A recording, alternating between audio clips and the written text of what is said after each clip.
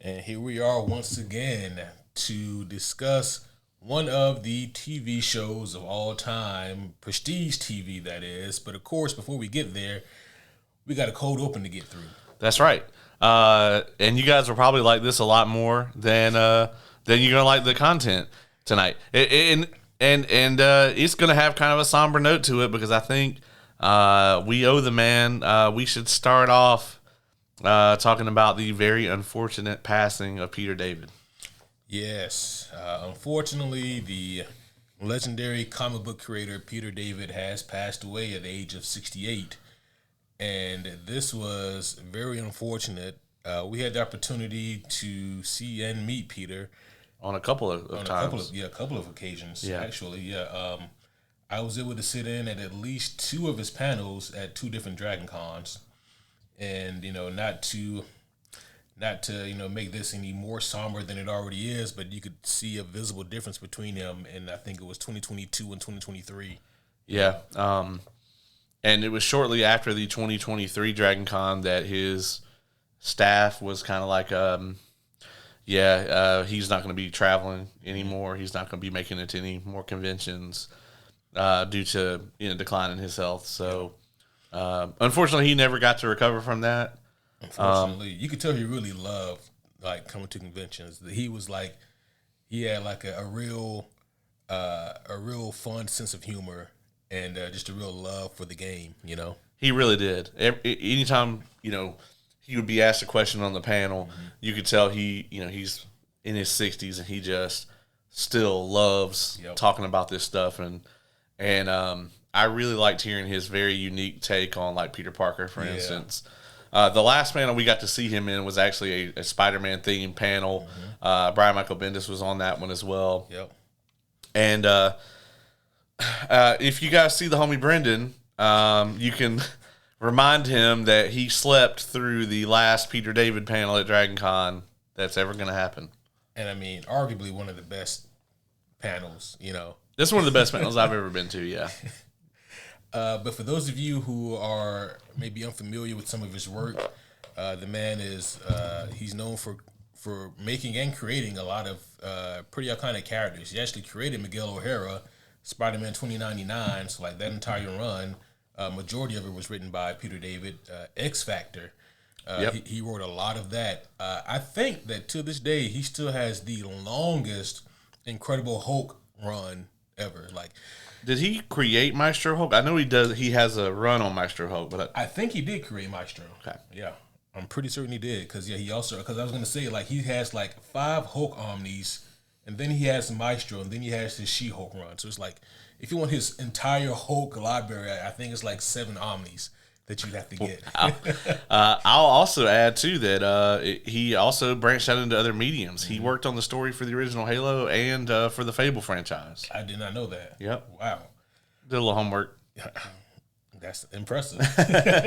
Also, on the DC side of things, he wrote an incredible run on Young Justice, and he also is. I would give him the credit for making Aquaman cool again. Right. So, before Jeff Johns got a hold of him, Peter David had also already made Aquaman really cool. So I mean, Peter David, he did a lot in the world and in the realm of comic books, and his work should definitely be noted and remembered and appreciated because unfortunately we're hitting that age, or we're hitting that point now in history where a lot of the comic book legends are passing on. So appreciate them while they're here and continue to read and appreciate their work. And this is a homie salute to you. So I'm gonna pour one out here. Yeah, pouring out for the homie Peter David. That's right. Rest in peace. While we're on this topic, I want to talk about some interesting information that came out. I believe it was over the weekend. It may have been last week, but Christopher McQuarrie, who does the Mission Impossible franchise or like the later ones. Yeah. And he also did Top Gun Maverick. Oh, okay. So apparently, back when Snyder was doing the DCEU, he was actually in talks with them. They wanted him to do the Green Lantern movie. So that Green Lantern movie that like they were like, yeah, we're going to do that, and then it just kind of faded off into the distance. Yep. He was going to do the Green Lantern movie. Interesting. And him and Henry Cavill sat down, and they actually wanted to do a second Superman movie. So it was going to be a sequel to Man of Steel that would actually tie directly into a Green Lantern movie. So he was like, yeah, we want to do the Green Lantern movie. He was like, but I talked to Henry Cavill. He's willing to like produce a sequel to Man of Steel where we actually would lead directly into this Green Lantern movie. He's like, so we want to do 2 movies. And Warner Brothers was like, nah. And he was like, all right, well, I'm out. And that was it.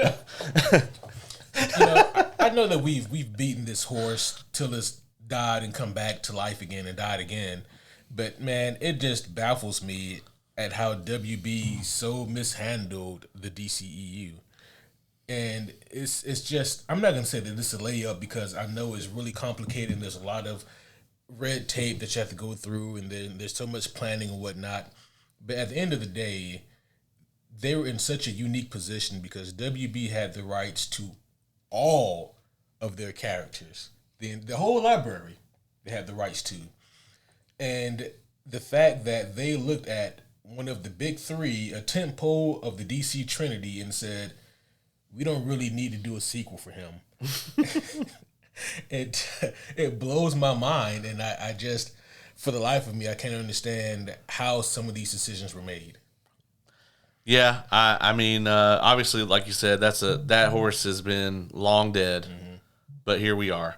I also want to show off a little something while I'm here. So while I was there, I got to meet this guy. He's an artist named Deegan Puckers, and from him, I don't know how well you guys can see this. I'll try to get a little glare off it there. Yeah, so perfect. This is a future cover of the Battle Beast miniseries. This is not released yet. I got it directly from the artist. He apparently had done some work from the show. We actually just watched a little bit of him drawing a scene for Amazon Prime. But he had never actually got to do one of the covers. Mostly because by the time he actually started working with them, like the comics were already all out. Yeah. But now they're doing this Battle Beast series. And I was not even aware they were making a Battle Beast series. Yeah, so I heard about this maybe 18 months ago, and then like nothing ever really came of it, so I kind of forgot about it. And then you called me a couple of days ago asking me did I know about this Battle Beast miniseries, and I was like, I heard something about that like a long time ago, but they haven't done anything. And apparently they have. Yeah, I think this cover is coming out in July. The issue's gonna have this cover. Like apparently it starts off in the show. Spoiler for season 1 of Invincible or a really old Invincible comic. Battle Beast shows up when you first see him, and this is all Robert Kirkman originally was going to do with the character. He shows up, he beats the shit out of everybody, and he's like, "I'm bored, deuces, I'm out," and he leaves. Yeah. And so like apparently the miniseries actually picks up right there, and I guess covers the time from then until like you see him show back up in, like, I guess you're going to figure out how he ends up in a Viltrumite prison. Yeah. That the whole thing about Battle Beast has always been so fascinating because the more you really think about it and the more you look into it, the more you realize Kirkman had no intention of this character popping off. At all. Zero intention. Yeah. So it's like you said, when you first see him in the show or even back in the comics, when you first read about Battle Beast there, he shows up, he beat ass, and then he leave. And like, he's gone for a long time, but fans kept pestering him like, yo, where's Battle Beast at? Yeah. When he's going to come back? And Kirkman's like, all right. And then so like, eventually, way down in the series, Battle Beast does come back in like a real way. And it was, a really cool thing for Kirkman to do to bring this character back. But then the more you look into this character, the more you realize that I'm not going to say that he was uninspired, but this was like a Robert Kirkman kind of special because Kirkman, he's a little bit older than you and I. He's probably, if I had to guess, 8 to 12 years older than us. Yeah. And so like the era that he comes from in terms of like the things that he would have enjoyed as a kid would have been like maybe G.I. Joe, Transformers, things of that nature. Well, there was actually a toy line called Battle Beast, And you would never guess what they look like. Exactly like this guy. So, so homies, if you guys just Google Battle Beast, not Invincible, or just Battle Beast toy line, you will see like the clear kind of inspiration for where he got the Battle Beast character from. Yeah. Inspiration, like Agent Spider is inspiration. Right. Yeah. Holy shit! Like Robert Kirkman's whole thing with like comics has been like, let me just get right up there where I can't get sued. Like, exactly. How close can I get to the line? Yeah. Without getting sued. Yeah, it's interesting, man, because if you look at it, like that Gen X kind of thing, you know, they definitely they were like right there on the cusp of like some actual cool shit coming out. Yeah. But they just didn't. They just didn't quite make the, yeah. I mean, granted, like when I was a little kid, that's kind of what we had was like. We had the residuals of that. Yeah, you know, we had the G.I. Joes. I had the little one that like you could wind it up and it would like army crawl or whatever. Oh, cool, yeah. You know? Yeah. And then the Stretch Armstrong. Oh, wow. Yeah, I had one of those. Until you like leave it out somewhere and like it balloons. Yeah, the problem with the Stretch Armstrong is that like every little kid was like, I'm going to figure out the limit to how far you can actually stretch. Yeah. Mr. Armstrong. Yeah, which is probably also a thought that Sue Storm has had. Oh, God damn it. I hope that part is excluded from the upcoming movie. Yeah.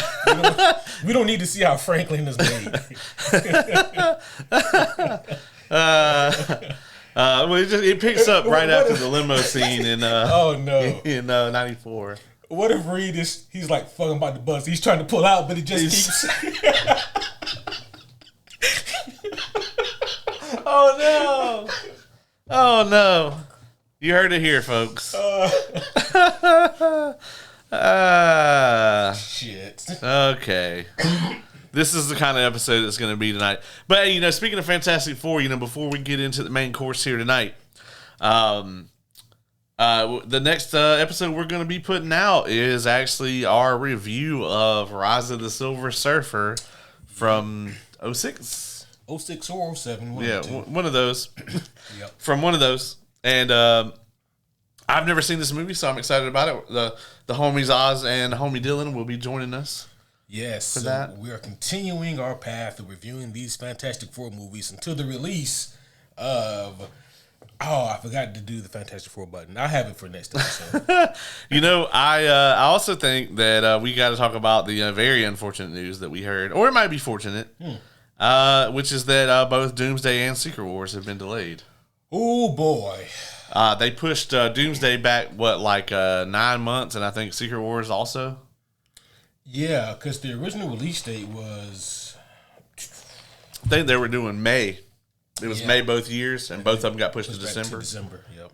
So, what do you think about this? Well, a couple things. Number one, there's been a lot of talk about what was it? Avengers Doomsday. Mm-hmm. That Dune and Doomsday were going to come out on the same day, and we were going to have a Barbenheimer thing, and it was going to be Doomsday. And I think, sorry to cut you off there, but I hope that doesn't end up happening because, unlike Barbenheimer, the amount of people who would want to see both of those movies is way higher. It's the same fucking people for the most part. Yeah. And I'm going to go ahead and tell you right now. First of all, Dune is going to move their movie. They haven't even started shooting it yet. It's true. They're going to move it. But if they don't, Marvel, you should move yours. Because I'm going to tell you right now, the Dune franchise has more credit at the box office than the MCU does at this present moment. Boy, I hope it doesn't become a game of chicken, you know? Yeah, right? And here's the thing too, is Dune is Warner Brothers is gonna want at least minimum 3 weeks of IMAX exclusivity for that film. And Disney is gonna mandate the same thing. So, they're gonna have to you can't just go, I'm gonna move it to the next weekend. You gotta put that shit out in November. I think that Warner Brothers will move the date. Yeah, and see, here's the thing about that though. It's are they going to push it back to January 2027?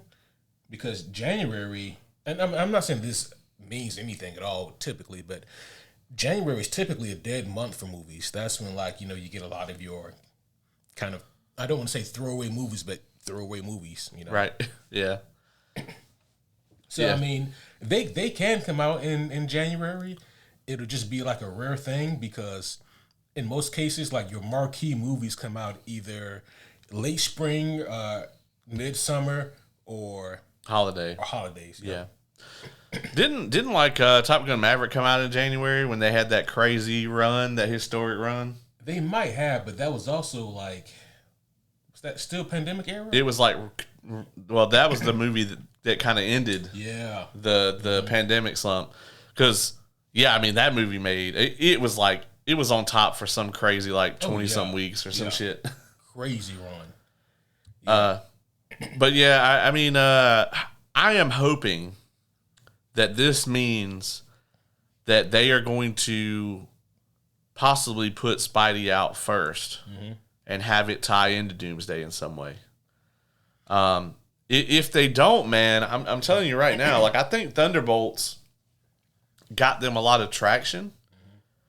And I think Fantastic Four, as long as it's good, will do the same thing. But any hype that you're going to get from these movies is going to be dead in 18 months. Exactly. It's because like we're used to the year wait, you know. But you know, we had to do that with Infinity War to Endgame. I mean, we had some movies in between, but like still, it was Infinity War. We had to wait a whole year. Endgame, you know. Yeah. So we're used to that. But man, 18 months to get to Doomsday is a bit of an ask. But I mean, they're trusting that the fan base is going to be there to stick around. And I do think that puts even more pressure on Fantastic Four to do well, to be well received. Yeah, I mean, I can't fathom why they moved it unless they are planning on putting something else out first. Because there's no way that they moved it just for straight up production delays. Like, they're already filming the movie. Like, the scene at the end of Thunderbolts was shot on the set of Doomsday by the Russos. You know, so I just don't, I mean, to me, it doesn't seem like this could be a like an on-set production delay unless they're just like, oh my God, the you know, effects are going to take a year, which, I mean, obviously we want those to be done properly. Yeah. They realized that the Galactus and Doom and Sentry three-way fight is going to require more more attention. Yeah. No. I don't know, man. I think that maybe worst case scenario, this was done because they're still trying to really piece together what they want to do. I hope that's not the case. That is for sure worst case scenario. But to be honest, I'm not sure really what best case scenario is for this kind of pushback, because this isn't a 1 or 2 or even 3 month delay. You know what I mean? Yeah. Well, Spidey 4 is set for July of next year. So that puts it coming out first. It does. So that's my hope, is that, because we've talked a lot about this, we have very little run up to this movie. Like, they didn't really get serious about building into Doomsday until, I mean, if you want to be honest, it's Thunderbolts. Yeah. Like, Brave New World did a little bit, but that bullshit with the leader at the end doesn't mean anything to me. No, it's dumb. And like, so Thunderbolts was, to me, like the first, like, okay, I'm actually excited about what's happening in the MCU now. Like, okay, we actually, you know, 25 movies later after Endgame, we finally started to tell a story again. And then, okay, like Fantastic Four, obviously going to be a big deal. But yeah, I mean, I think if you put Spidey out first and you use Spidey to get people into the theater for Doomsday, then that's the play to make the most money. Yep. Because people are going to show up for Spider-Man. Oh, yeah. He's kind of immune to the bullshit y'all have done to the MCU. Like, he really is. I mean, you talk about Maverick being the movie that broke like that curse from the pandemic. Spidey did it even before that. Yep. Because that was in like late 2021 when Hollywood studios were still saying, oh, well, the reason why movies don't perform well is because of the pandemic. Boom, No Way Home drops and makes all the fucking money. Oh, yeah. I remember trying to get tickets for that was a nightmare. Yeah. Like, it was insane. And you get out, it sold like hotcakes. Mm-hmm. People was like, well, if I die, I die. I got to see the Spider-Man movie. Worth it, Yeah. So with Spider-Man coming out first now, I think you're right. That is the best case scenario as to why they pushed Doomsday back. And who knows, maybe somehow in this Spider-Man movie we'll get to see Sam put together his team of Avengers, and maybe Spider-Man would be one of them. That would be awesome. Yeah. I think if you want to get people hyped for the movie, you do that. Mm-hmm. Or you put Doom in it. Ooh. Man, there's so many questions, right, concerning Doom. And, I mean, first and foremost, like, maybe the easiest question to start with there is Dr. Doom going to play any kind of role in the Fantastic Four movie?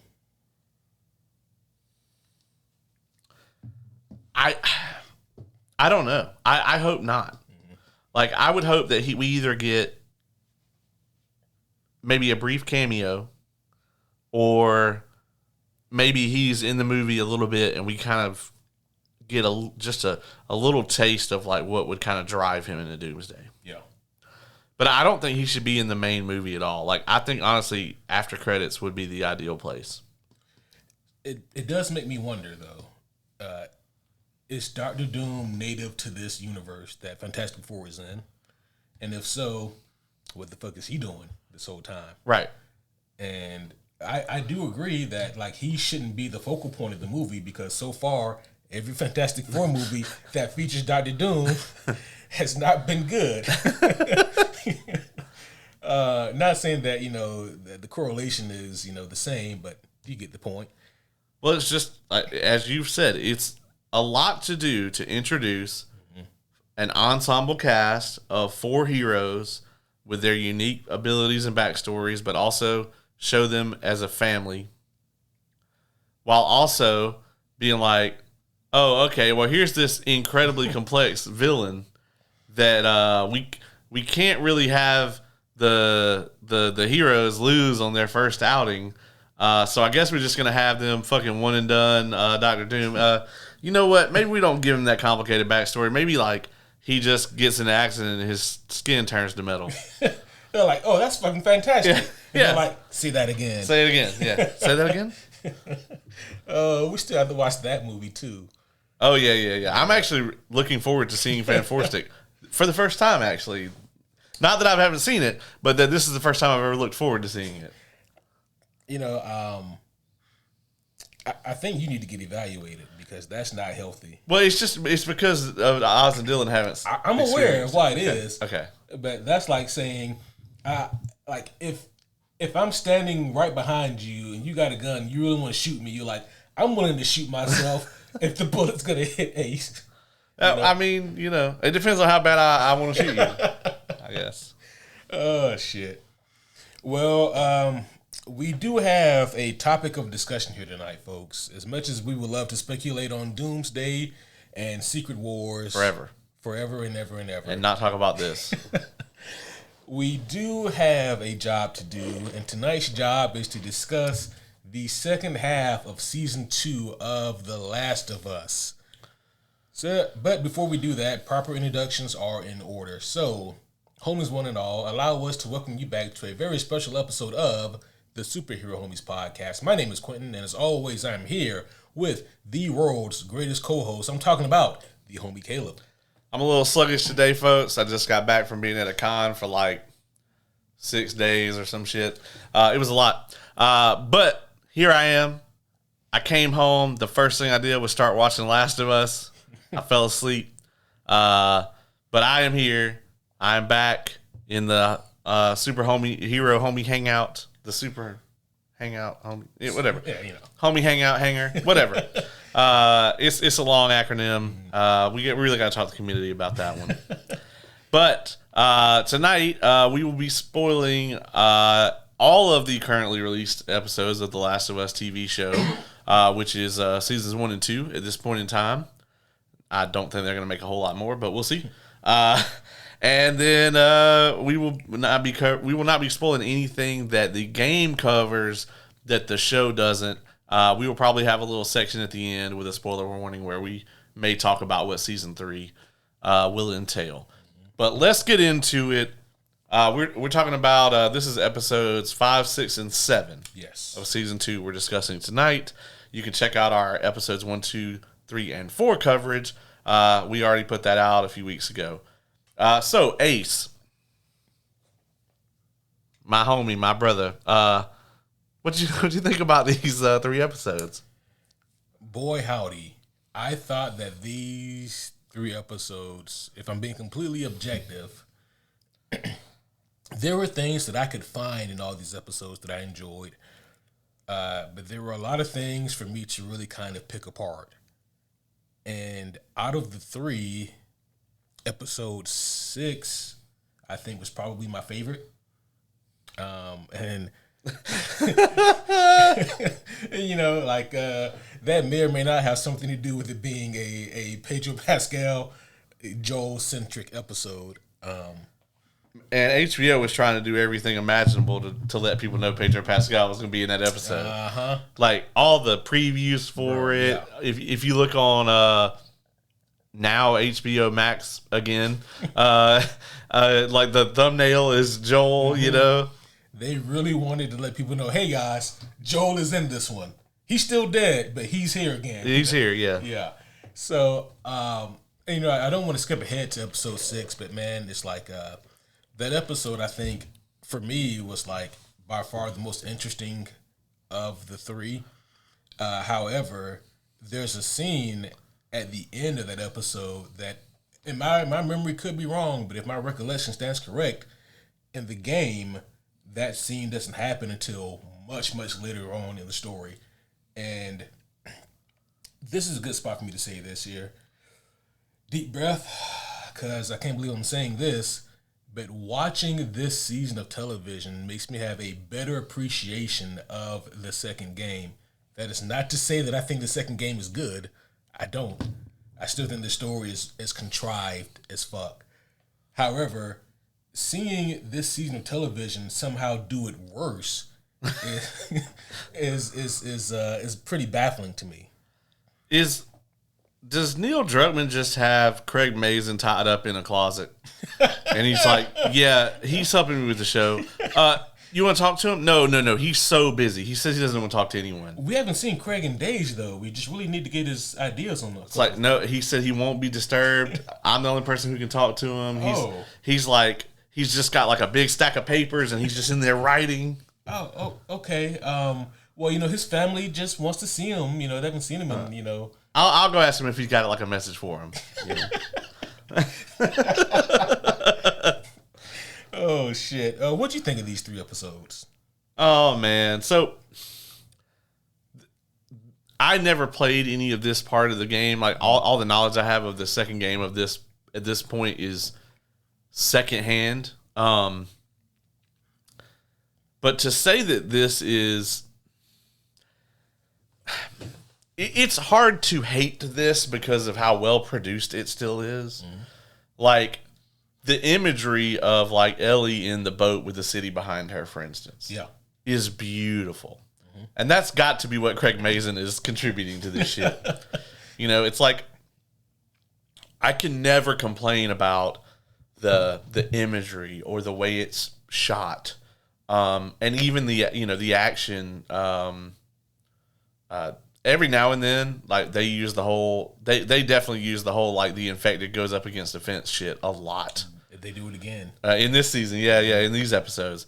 And I'm like, but for the most part, it's hard to complain about the technical aspects of the show because it's just so well done.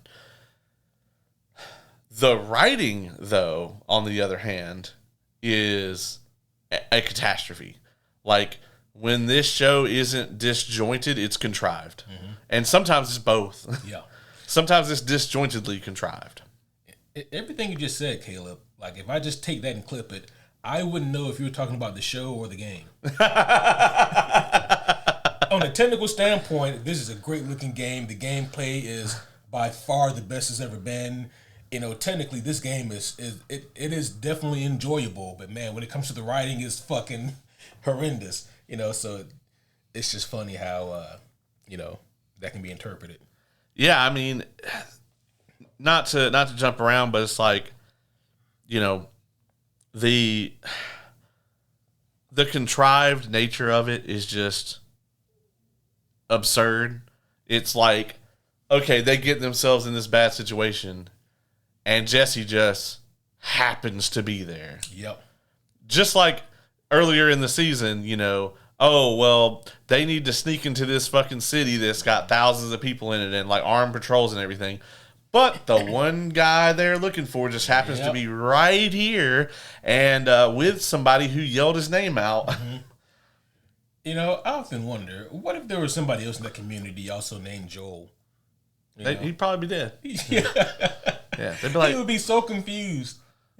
But I don't know who you are, man. I know you don't, but you knew my dad. No, I did not. I really don't. You murdered all those people. I didn't know. What? Yeah, what are you talking about? So yeah, like the Jesse just finds them, and then they have to have this whole clip where he explains how he found them. Yep. And I'm like, okay, but still, like, how? That makes no sense. And then within like seemingly 20 minutes, Tommy and Jesse can get to Ellie. Yeah. Across a fucking river, a turbulent river. Yeah, that she damn near died trying to get there. Yeah, and like they just show up and can go to exactly where she's at. It was. Granted, they don't give us like a specific time frame, but it's night, pitch black when Ellie gets there, and it's night, pitch black when Tommy shows up. Yeah, and then Abby can also go directly there. Oh yeah, and she ain't even got the super muscles. Yeah, no, no. So how did she do that? Like, are they running fucking Wasteland Radio from this theater? Like some Fallout shit? Yeah, that could be it. Like every now and then, like Dina just goes up there. This is Dina from the whatever theater, playing all the hits. That's right. For all the scars and wolves out there listening, this one's for you. Yeah, exactly. Oh shit. And there's just so much that's going on in these episodes, man. To the point where I actually gave the show too much credit. I said that this season would end with the big Ellie and Abby fight in the theater. I was almost right. Yeah. But no, instead they decided to stick to the guns, no pun intended, and have the confrontation, and then they cut to Abby's day one, which who gives a fuck? And like, do you think that they're gonna spend the entirety of what would be season 3 into the finale? You think they're gonna build 7-8 episodes of Abby bullshit, like no Bella Ramsey until the finale? I'm gonna say they're gonna spend minimum 3 to 4 episodes. Okay. On Abby. Okay. Yeah. Okay. I was gonna say, man, there's no way anybody's watching 6 episodes of Abby. It's hard to say, man, but we haven't spoken about the fact that Craig Mazin wants to do a 4th season because he doesn't think that they can do the whole thing in 3. Yeah, I don't think that HBO is going to renew it for 4. If they're still on the whole kick that they were on around the time of House of the Dragon, when they were like slashing episodes and slashing budgets, if they're still on that, then there's no way. Yeah. I don't know though. Because the viewership has tanked. So here's the thing, right? And we said something similar to this in part 1 of our review, but now it's even more poignant that the show is done and over with, or the season is anyway. So it stands to be stated again, and that is one of the crucial things of this podcast, right, is that if it has a source material, you can kind of be a watcher on the wall and see how things are going to play out. See where the live action adaptation should pivot or where it should stay the same. And The Last of Us Part 2 or Season 2 is the easiest thing to watch out for, because it doesn't matter if you love the game or not. It doesn't matter if you hate the game or not. The fact of the matter is this: it split the fan base. It divided the fan base. So to adapt something that you already know is divisive, doesn't matter if you love it, the simple fact that it is so divisive tells you that when a certain thing happens, it is going to divide your fan base again. And like interviews and stuff that I've watched with Neil Druckmann tell me 100% that like he's either completely in denial or he's just not listening to the criticisms of the second game, because he 100% believes that people just don't like the game because Joel dies. And I'm like, yes, people don't like the way that the death happened in the show or the game. I think it was probably better in the show to an extent. Like in the show, him following them there is not believable because he wouldn't fucking do that. But like I think the way the actual death happened was a little more believable in the show, whereas I think in the game, it's just it doesn't make any goddamn sense at all. But that's not the problem. Like the writing, the shitty writing is the problem. Yeah. And it's also the fact that like as soon as Joel dies, all the momentum gets sucked out of everything. Yeah. It's like if he died and they used that to like put us off onto this new story like that, like it was going to just catapult us into it and it was going to have all this momentum or whatever, by all means, do the damn thing. But it just, all the wind gets sucked right out of the sails here. Yeah, it kills the momentum of the show, right? And this is a part where it actually pays off better for it to be a video game than a show, because at least the game part 2 to me does have pacing issues actually. And a lot of it has to do with like all the backtracking that's done, which we actually see in the show to and from the theater, and just a whole bunch of kind of monotonous shit like that. But at least you have something to do along the way. Yeah. Whereas in the show, you just kind of sitting there meandering, and then you get a flashback episode that, in my honest opinion, didn't feel earned. Right. And then they they try to go back to the finale, and I'm just gonna go ahead and get into something that is for me has been really grinding my gears, but especially now in the back half of the season. I don't put this on Bella Ramsey, man, but Ellie's about the worst she's ever been. Yeah. I mean, the internet puts it on her, but I don't really think it's her fault. So, I don't want to put it on her because she did such a great job in season 1. Part of the issue is that she does feel stuck in season 1 Ellie mode, and she's having a hard time getting that character to be like the straight up vicious, vindictive, rage-fueled monster that she is in game 2. But however, I think that a part of that is also on just how she's being written and directed. There's also the part where, they don't feel like the same character. Yeah. On the writing, the original writing, they don't feel like the same character.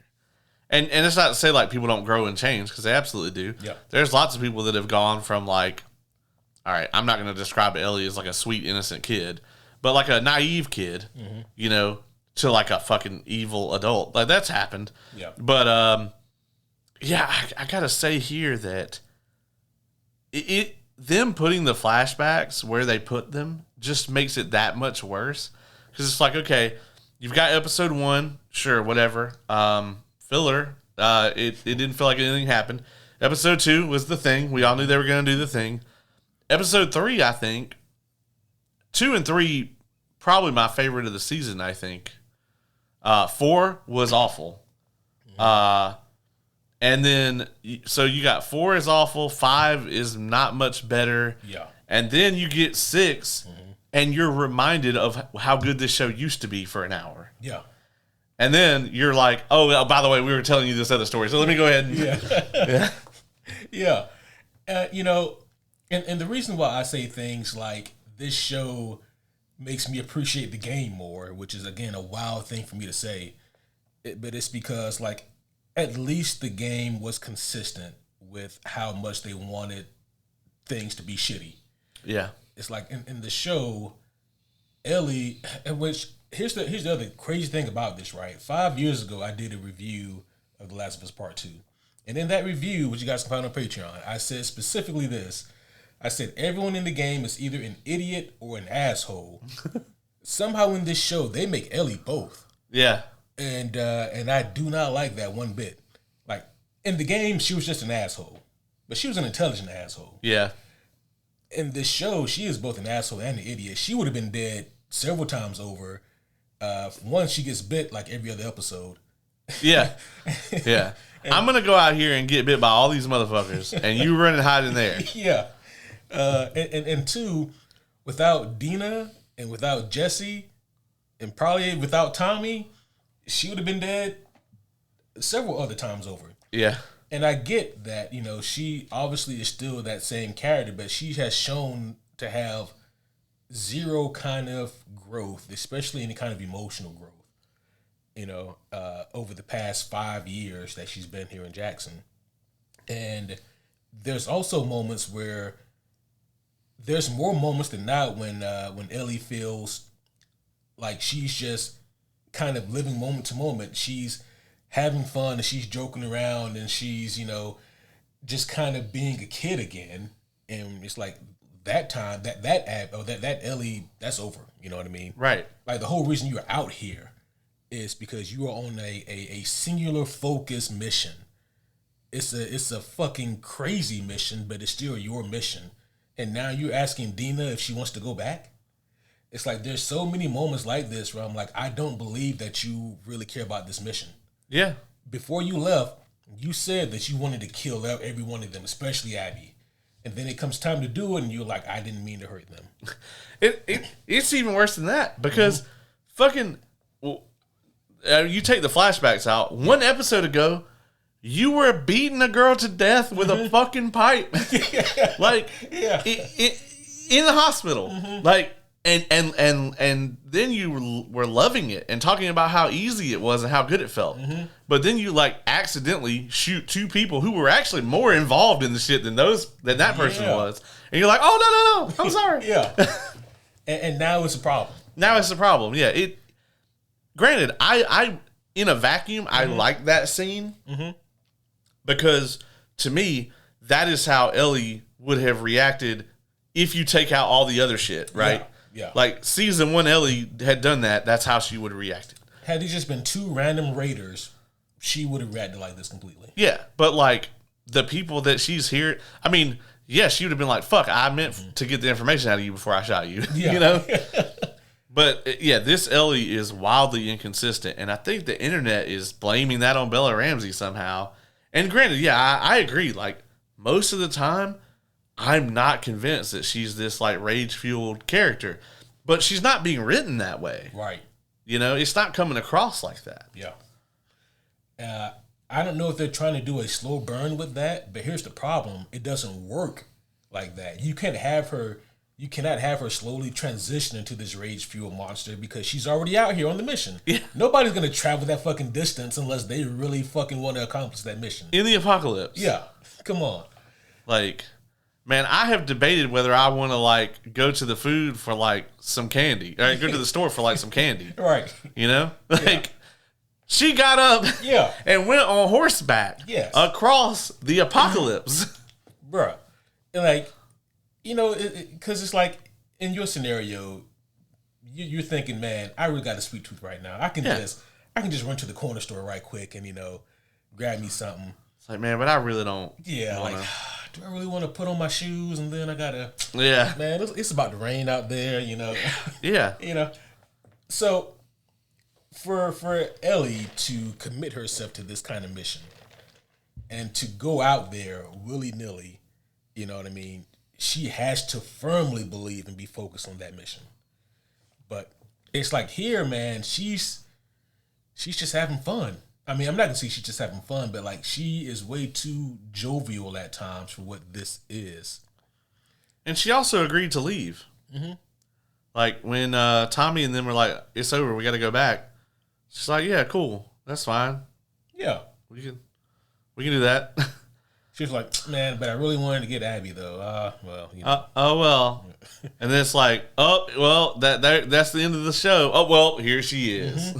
Yeah, and then Abby, who went from not being able to be located at all, she just fucking teleports to that bitch.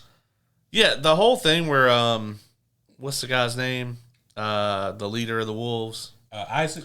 Yeah, where Isaac like can't find her and shit, or any of her crew. Mm-hmm. I'm like, does the game have any kind of explanation for that? I don't remember. Okay. I mean, don't get me wrong. The game also has its inconsistencies as well. Yeah. But those aren't the things that you want to translate. Yeah. Yeah. And I'm just like, okay, well, this really doesn't make any sense. If Isaac doesn't know where the fuck they are, then what are they doing at this aquarium? Doesn't Isaac's people all just come from there or something in the boats? Like, I can't really make any sense of what they're trying to do here most of the time. Like, Abby and her whole crew being missing on this night where what I assume they're going to go and try to kill all the Scars. Mm-hmm. They're going to assault their village or whatever, which, you know, they just happen to be doing right as they're going to kill Ellie. Yeah. Because when that whole thing was going on, I was like, I don't know how she's going to get out of this one. Bruh, that scene was completely unnecessary. Yeah. Think about it. There could be a supercut of this season where Ellie, she's in the boat fighting the waves, right? And then she capsizes or whatever and washes up on shore. You can cut the scene where she's captured by the Scars. Entirely. It does nothing. It does nothing.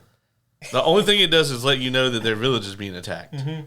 Which, you can just give us a line of dialogue from a wolf, and that can get that part across. You know? Which, these motherfuckers are crazy. Oh, yeah. By the way. Oh, yeah. Yeah, they're gruesome as fuck. I think in the game, at points, they're even more gruesome. Like, they have the hammers in the show. Never mind. Yeah. Yeah, like, they take the hammers and, like, they'll break your bones before they string you up. It's fucking gross. But that's another thing, man, that really kind of grinded my gears. So, when Jesse, when he shows back up, as contrived as it is, he was almost like a surrogate for me. Because I'm like, I would be pissed as fuck, too, if I had to take my ass way the fuck out here and somehow magically find you, you know. And then there's the scene where, like, this one Scar is about to be, you know, just taken and killed by the wolves, and Ellie's about to go out there. There's like 6 of them. I'm like, you do know these people would kill you if they found you, right? Like, not the wolves, but the Scars too. Yeah. Yeah. The wolves will at least question you first. Mm-hmm. And it's just, I'm not saying that the show can't be nuanced, but if you're going to be nuanced, then it has to be good storytelling to help your nuance. Otherwise, it just looks like you guys are fucking ignorant when it comes to your storytelling. Because Ellie has the audacity to try to obtain some kind of moral high ground here, you know, by doing what is decisively dumb and going out here and trying to save this one Scar who she doesn't know. And, you know, and Jesse's like, what the fuck are you doing? You know, saving Ellie again. And so it's just weird for me because you can't try to have this moral high ground in one notion, and then in the other notion, you're beating somebody to death with a pipe, and then in another notion, you didn't mean to shoot the pregnant lady in the neck, who played a part in your surrogate father's death. There's just so much going on here, man, that makes it really wishy-washy. And again, if you wanted to be nuanced, your storytelling has to be on point.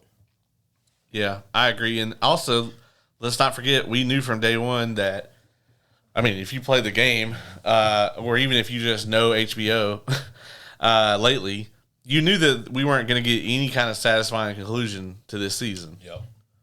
And I think the way that they ended it is also not excellent. I don't think it does anything.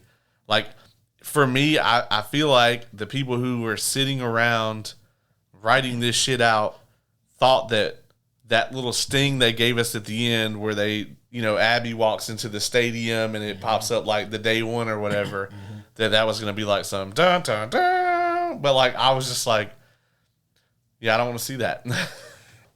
I think about it like this. Like, imagine if, going back to Infinity War, we see Thanos get all the gems, and then as soon as he goes to snap his finger, we get a flashback to young Thanos on Titan.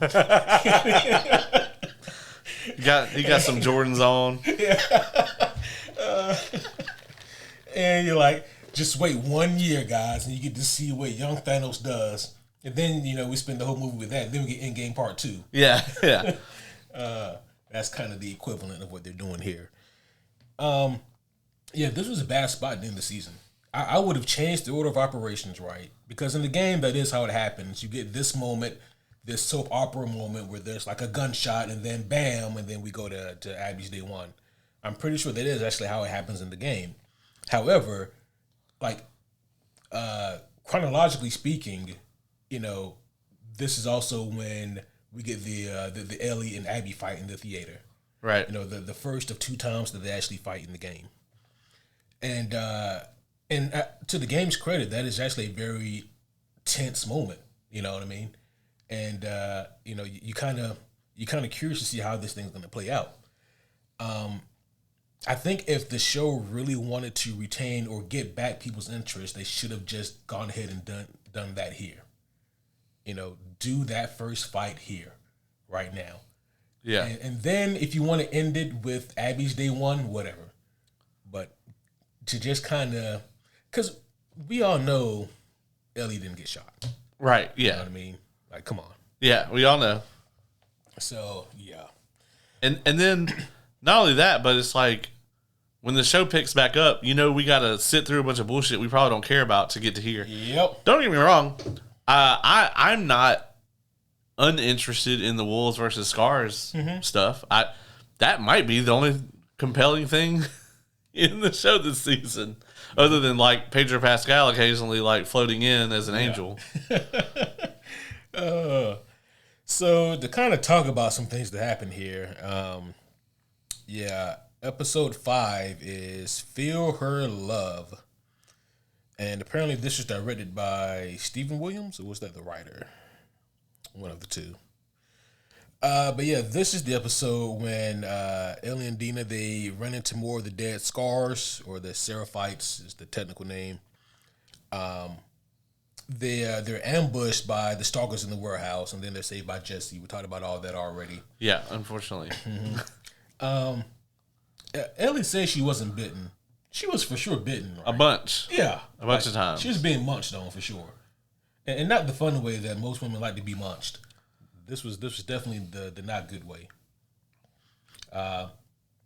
So well, actually, doesn't this episode open with the scene where they're interrogating the sergeant about the hospital? Oh yeah. And this is where we find out about the spores. Yeah. I hated this. I like this scene. The way that this acted and shot is great. Mm-hmm. But when you immediately figure out that like the show is now going to use the spores because it's just more shit that's contrived as fuck. Mm-hmm. It's like, oh well, we never used the spores before, but we came up with a reason where our plot needs them. And so we're now going to throw them in as a cheap plot device. It was like they didn't think about this all the way through. You know what I mean? And so they get to this part of the story, and they're like, "Oh wait, when Ellie kills Nora, like, joke's on Nora because Ellie's immune. Like, so the spores don't have any effect. How do we do that here in the show?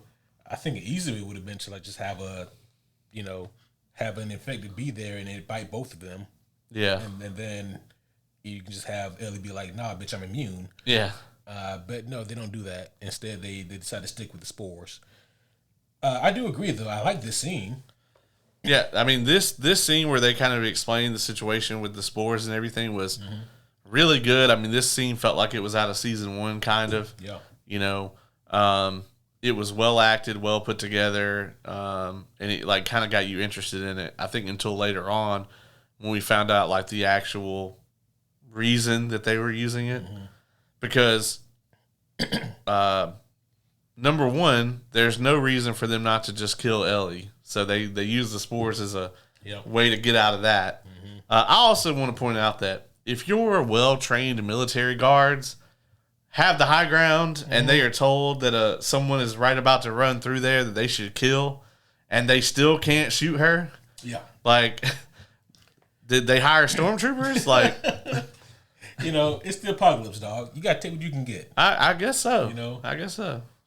Yeah. This was it was still an interesting scene nonetheless, but and at least the visual looked cool when you see the zombie breathing out the spores. It did look cool. Yeah. They didn't explain anything, but it did look cool. Yeah. I also I gotta reiterate this again, man. I don't like how parts of this season, even though it's based on a video game, really feels like a video game. It's so bad. Mm-hmm. That scene, the scene where they start getting shot at, and her and Jesse and Dina, where Dina gets shot, that scene where they split up is straight up video game as hell. Absolutely. Absolutely. The scene with another smart infected. Yeah. Video game. Yep. 100%. And the reason, guys, why that's bad is because even though this is based on a video game, it breaks the immersion. It's different in a video game because you are controlling the characters, and it's up to you to make sure that the character gets out of the situation, and that is the challenge that is presented in a video game. But in the form of a TV show, it just breaks that immersion, and then you remember that, okay, it's making it hard for me to be super invested in this story when they're using video game logic in a TV show. So, yeah. I'm not sure how I feel about how they're handling the whole Jesse, Ellie, and Dina dynamic either. Nope. Yep. The fact that poor Jesse, first of all, like we hinted around this when we did a part 1 of season 2 review, where we very coyly discussed Jesse's gonna die, and then he shows up in Seattle, and he's like, listen, I can't die. Yeah. I can't die here. He says it like 4 times. He's like, no. So I'm about to be a dad. So listen to me. I can't die. I'm like, man, you done said that shit too many times. Yeah, way too many times, dog. So, and I mean, that's how he goes out in the game too. But even in the game, I was like, oh, you're gonna die. And the show is even more obvious. And to a degree, it's a little fucked up how it's done in the show. So going back to, I think, episode 4, I critiqued this scene for different reasons than the internet does. The whole when Ellie's like, I'm going to be a dad scene. Oh God. Yeah. First of all, I don't know who wrote that, but what the fuck. Secondly, Ellie and Dina had been dating for all of 12 minutes by that point, and I don't know about you, dog, but like, if I really like a girl who I've been seeing for 3 weeks, maybe known her for longer, but we've been relationship proper for maybe 3 weeks. Yeah. And then she finds out that she's pregnant. I know it's not mine. She right. knows it's not mine. I'll make a multiple choice for you. Do you think my response would be, A, I'm going to be a dad, B, damn, that's crazy, or C, good luck with that, or D, options B or C? I'm gonna go with D. That would be very correct. Yeah, it's like, well, you got some shit to figure out, It's like, man, that's tough. Yeah, so do you want to smash again, or you need to go handle this? Yeah, one for the road. Yeah, yeah. Yeah, it's like, well, well, I mean, I guess you can't get pregnant, so. Yeah, so. Raw it is. But the thing that bothered me, though, it wasn't even that. Like, that was just kind of whatever. The thing that bothered me was that they would mention Jesse like he was, like, sure. I mean, he might be around for this, whatever. But we're going to be parents. And I'm like, that's really fucked up. Yeah. Yeah. Super fucked up. Yeah, when I saw that there was some vitriol or whatever around her, I'm gonna be a dad comment. Yes, it was a stupid line. Is it in the top 100 problems with this season? No.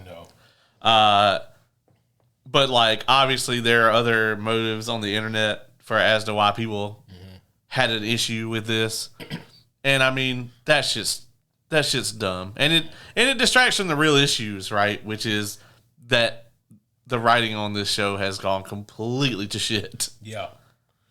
And I mean, for example, again, to give the game more credit than I mean to, the way it's handled in the game is just way, way superior. Because Ellie, she's freaking out, and not the good way, but she's like, "Are you serious, Dina? What the fuck? You're pregnant? Oh, what the..." Like, she's not ecstatic about it. She's like, "I have this mission to do. You're supposed to help me, but now you're in this situation."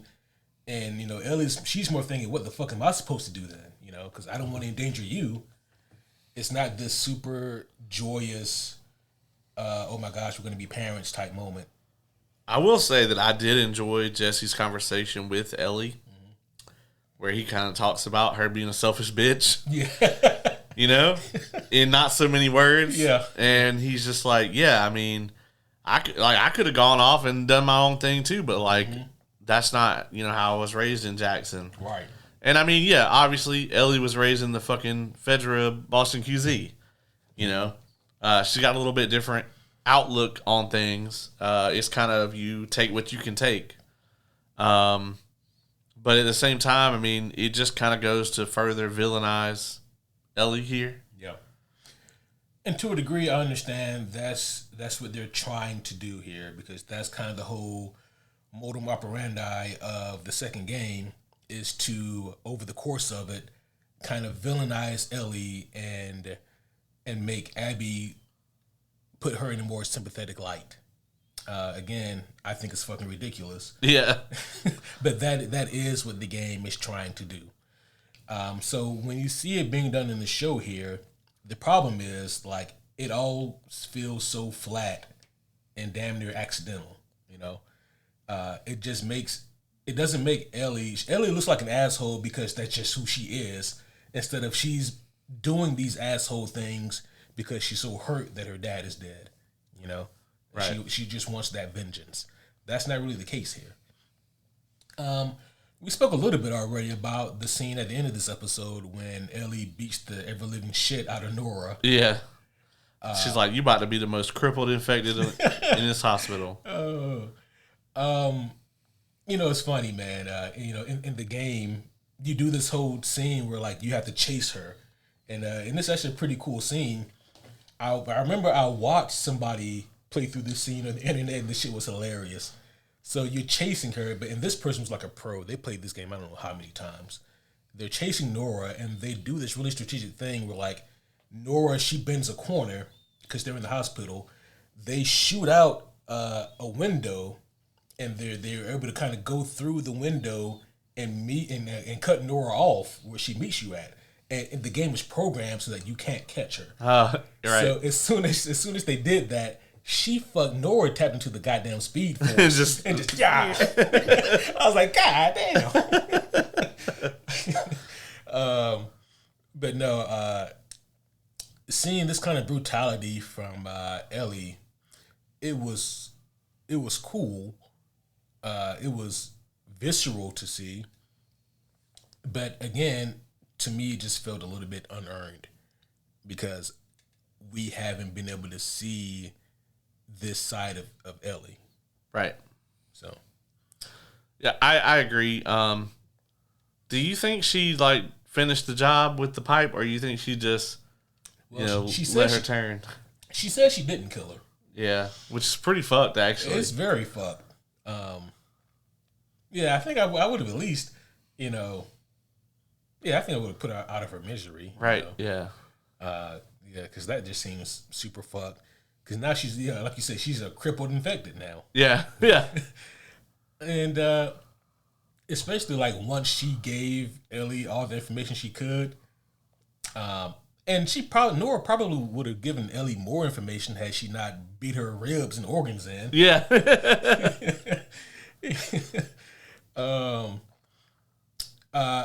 like in episode 6. I don't know where she got that method from. No, episode 7. I don't know where she got the method from, but Joel does the same thing when he's interrogating the two guys. Yeah, the map. And I'm like, did Joel show her that? Right. Because that's kind of fucked up if he did, you know. But, well, no, actually, Joel did it twice. She was there for the first time. Remember when they're on their way to Jackson originally? Mm-hmm. They're in that house with the older, I think, Native American couple. Yeah. And they do the same thing. Okay, that's true. Yeah, and that scene is a little bit different because Joel doesn't directly threaten them per se. Yeah, he's just like, I want you guys to do it, point it where we are, and it better be the same, whatever. Yeah. And then as opposed to the one where when he's looking for Ellie, and he like the first guy points it onto the map, and then he just kills them both. Yeah. Episode 6. What is the name of episode? Oh, do you have anything else on episode 5 before we move on? Nope. Cool. Episode 6 is called The Price.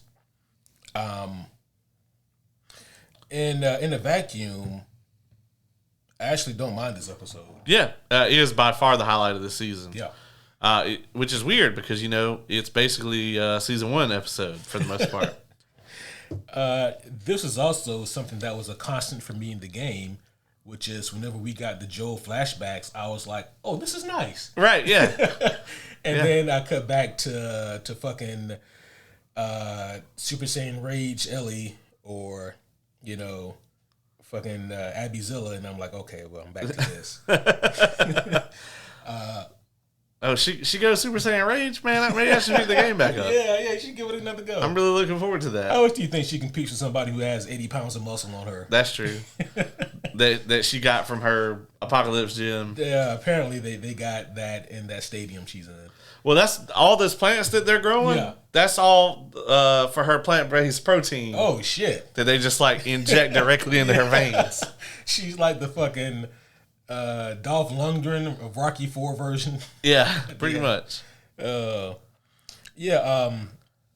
the vacuum, this episode is quite good. And the way that it's structured, I also thought was really cool. They kind of take a lot of those flashbacks from the game and they condense them all into one, and they add elements to it. They add a lot to it, actually.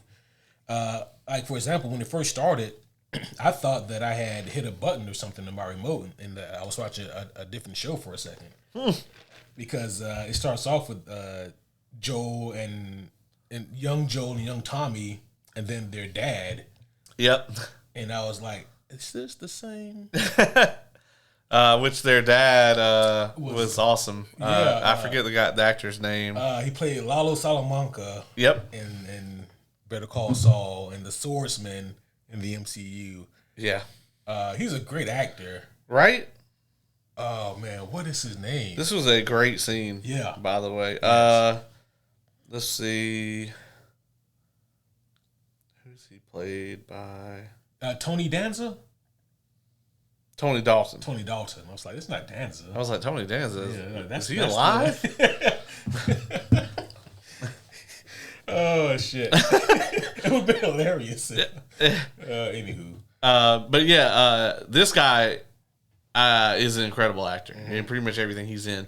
Really love the scene here with Joel, young Joel and him. And I thought that it fed into the episode really well. Mm-hmm. And, of course, we go from there right into Ellie's birthday, right after they get to Jackson. Yeah, then we get her 15th birthday, which, what do you do for her 15th? Oh, is that, got it right here.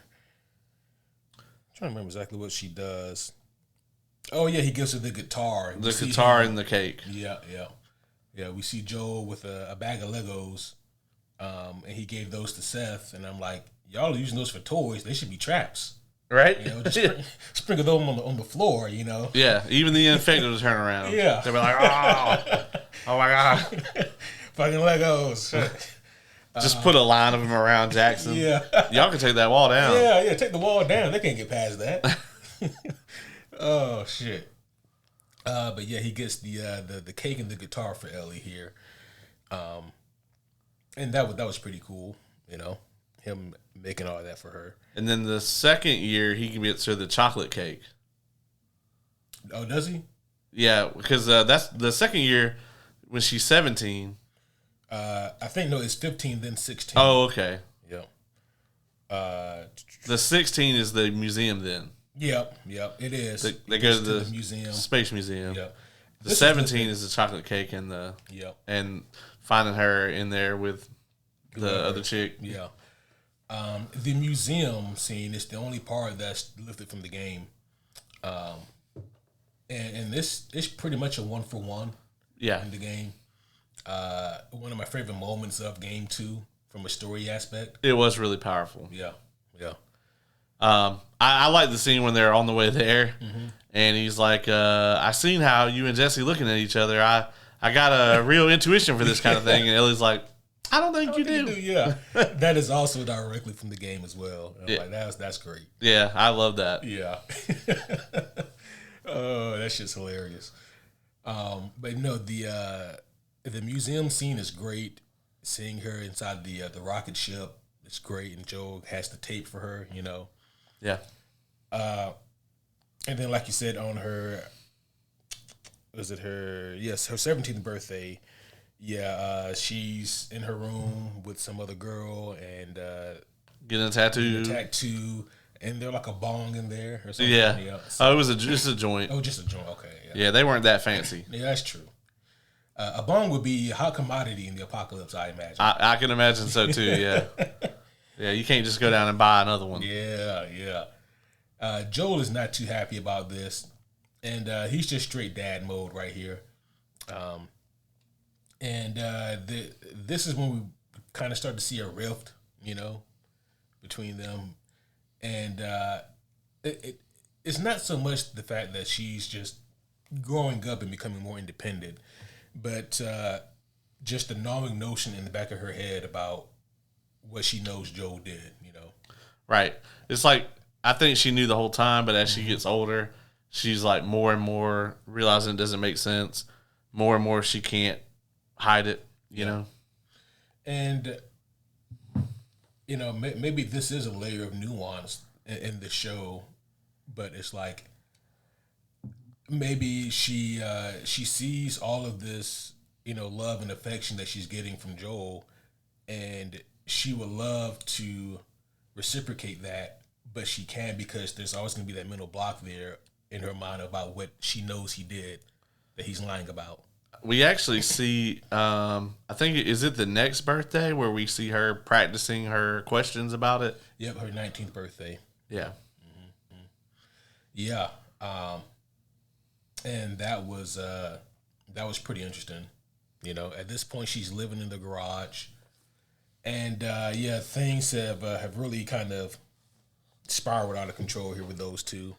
But they go on patrol for this birthday. And you thought this was going to be easy peasy, lemon squeezy. Yeah. And in fact, was difficult, lemon difficult. Yeah. Yeah, this is where they get the call, and they go out, and Eugene has been bit. Yep. And this was alluded to in the very first episode. It was. Now, is this in the second game? This I don't remember this at all. No. So Gail, who is in present day, used to be Joel's therapist. Yeah. You kind of got to have a brain to need a therapist. So that's true. But Gail says something about like, I hate you because of not only that you killed Eugene, but how you did it. Mm-hmm. And we see this whole scene play out where like Eugene's been bid, and Ellie's like, oh, he's probably got about an hour. We can get him back to town or whatever. And like the shit's taking too long, and he can't remember the way back to Jackson, and he's starting to slur a little bit. And Joel's like, man, fuck this, And honestly, I think this scene, it really was constructed as like this is a new way to demonize Joel by Neil Druckmann. It kind of was, right? But the problem is, for me, I'm with Joel. Right. I shot that motherfucker. I would have shot him as soon as he showed me the bite. Yeah. Why run that risk? Yeah. And then I do agree with what you just said. Like, this was another scene to kind of demonize Joel, because here's the thing, guys. Going into season 3, Neil Druckmann needs you to, at the bare minimum, say that what Joel did was demonstrably wrong. Right. Because that's the only way that you can begin to get on board with Abby. Right. And so he needs you, to a degree, to not like Joel so much. And the way that it's played in the show is that, beyond a shadow of a doubt, Ellie would have cured humanity. That's how they depict it. And it's stupid as fuck. It is. Because it takes all of the nuance out of it. You know what else is also dumb that we haven't really talked about that much? It's just plain dumb. Just plain dumb. What also is stupid, though, is that not only was Ellie going to be the be-all, end-all cure for humanity, but apparently Abby's dad is the only person alive who could have done it. Anywhere. Yeah. Had to be him. Yeah, it had to be him. Someone else might have gotten it wrong. Yeah, Abby's dad is like apparently the only like infectious disease specialist alive anywhere. He definitely never wrote anything down. Yeah, no notes. Didn't train anybody. Nope. Those nurses that were in there that he didn't kill, they don't know shit. Yeah. They worked at the Kmart before the apocalypse. Yeah. Yeah, they were just there for comfort, really, and for the scrubs. Yeah. I mean, the absolute ridiculously of this concept is unbearable. Yep. And the fact that they even have Joel kind of acknowledge it too. Yeah. Is also ridiculous, because Joel, whether he wants to admit it to Ellie or not, has no fucking idea whether it would have worked. Yeah. And honestly, neither do any of those fireflies. Right. Neither does Abby. Yeah. And I mean, I guess Ellie believes it. Mm-hmm. She doesn't know any better. And again, for those of you who haven't played the original Last of Us on PS3, there is a note that you find in that original version of the game, and in that version only. It's a small note, but it just builds on the lore of the game, and it specifies that they have found other people before who were apparently immune, and they ran tests or tried the experiment and it didn't work, but now they got it figured out. Yeah. So, for obvious reasons, you can understand why that's not in the remastered or the remake or part 2. Right, because they have to get you on board with the fact that Joel is just like evil. Yeah. And we get this scene with Eugene. And, I mean, Ellie makes it out later on like Joel just really was itching to fucking kill Eugene. Mm-hmm. But, like, that's not the case. Yeah. It's like, oh, they're infected? Well, we got protocols around here. Yep. You're infected? Blah, blah. Yep. That's it. Yeah, and that's understood. And of course, Ellie's like, oh, no, he's fine. Let's take him back to town. Yeah, bitch, you're immune. You're immune, yeah. If he starts to freak the fuck out, like, you're not the one who has to worry about this. Yeah. And then on top of that, man, and this does have Neil Druckmann written all over it, Absolutely. Because every time he tries to do something with serious intent, it always backfires. Just like this scene was meant to demonize Joel, but instead it just made Ellie look like an asshole. Yeah. Like, this woman is grieving the loss of her husband. What would make her feel? How would that make her feel any better by saying, actually, that's not the way it went down. Joe took him out and shot him in the back of the head. That's not going to help this woman is grieving at all. No, it made Ellie look like a complete bitch here. Mm-hmm. Yeah. Like, how you going to do this? Yeah. And I don't see how the people making this show don't see how that comes off. Because surely that wasn't the goal. Why would that be your goal? Right. So that, it doesn't add up to me. And for me, like, that was really the big misstep of this episode. Yeah. And them trying to correlate, like, what he did there with the Salt Lake City thing, I'm like, no. Like, Eugene was going to die. Mm-hmm. The only thing that Joel did was decide whether he was going to be able to be a risk to both himself and to Ellie in that time frame. Also, Eugene's kind of a selfish dickhead. You know, there's one point where, like, Joe says, "Hey, are there any last words that you want me to bring to your wife?" And he goes, "Any last words I want to bring to her? What about her last words to me?" Yeah, right. And I was like, "That's." Not to mention, Joe also knows you get him to the gate and like bring his wife up or whatever. Mm-hmm. Like, who's to say she's not going to like run up and try to hug him? Yeah. Before you can stop her, and also get bit. And isn't she like the only like doctor that they have? The only psychiatrist, I guess. Yeah. You know, I hope that in that big ass hospital they have, there's other doctors. You a doctor? Fuck yeah, I'm a doctor. I got the scrubs on, don't I? Yeah. I worked at Kmart before the apocalypse. Yeah. Oh shit. And then the way this episode ends, it goes back to the night when Joel punches out Seth. This was also in the game, and this is a good scene. I enjoyed this scene. I enjoyed it way more in the game because of the placement. Right. In the game, this, from my recollection, is closer to the end of the game. Right. And it makes more sense there for how they're trying to tell the story. You know? And then it's kind of like a thing where like, oh, so Ellie, she did end up having this conversation with Joel and she did know. Putting this right here doesn't really do anything for the story. Nope. All it does is pay off the end of the last episode where Nora springs it on her, like, you know what he did, right? You know he killed that whole hospital of people, and Ellie's like, yeah, bitch, I know. Yeah. What up? Yeah. So yeah, I don't like the placement of that scene because like any kind of emotional relevancy that it would have had, it kind of just dies off, you know? And also, if we're going to acknowledge that what Joel did was just absolutely evil or whatever in the end of the first game, and I'm not saying I condone it. Yeah. I'm just saying that it works so much better if we don't know for sure if a cure could have been made. Mm-hmm. If we know for sure that, yes, it would have cured humanity, then, I mean, honestly, if I'm Ellie and I find out about this, then I'm going to be like, fuck this guy. And, like, if these people showed up and killed him as a result of it, I'd be like, well, I get it. I mean, sure. You did kind of doom humanity, dog. Yeah. And that's kind of the problem with Neil Druckmann's storytelling, you know? Yeah. Instead, we get Ellie running through the city talking about, where's Abby? Where is she? Oh, shit.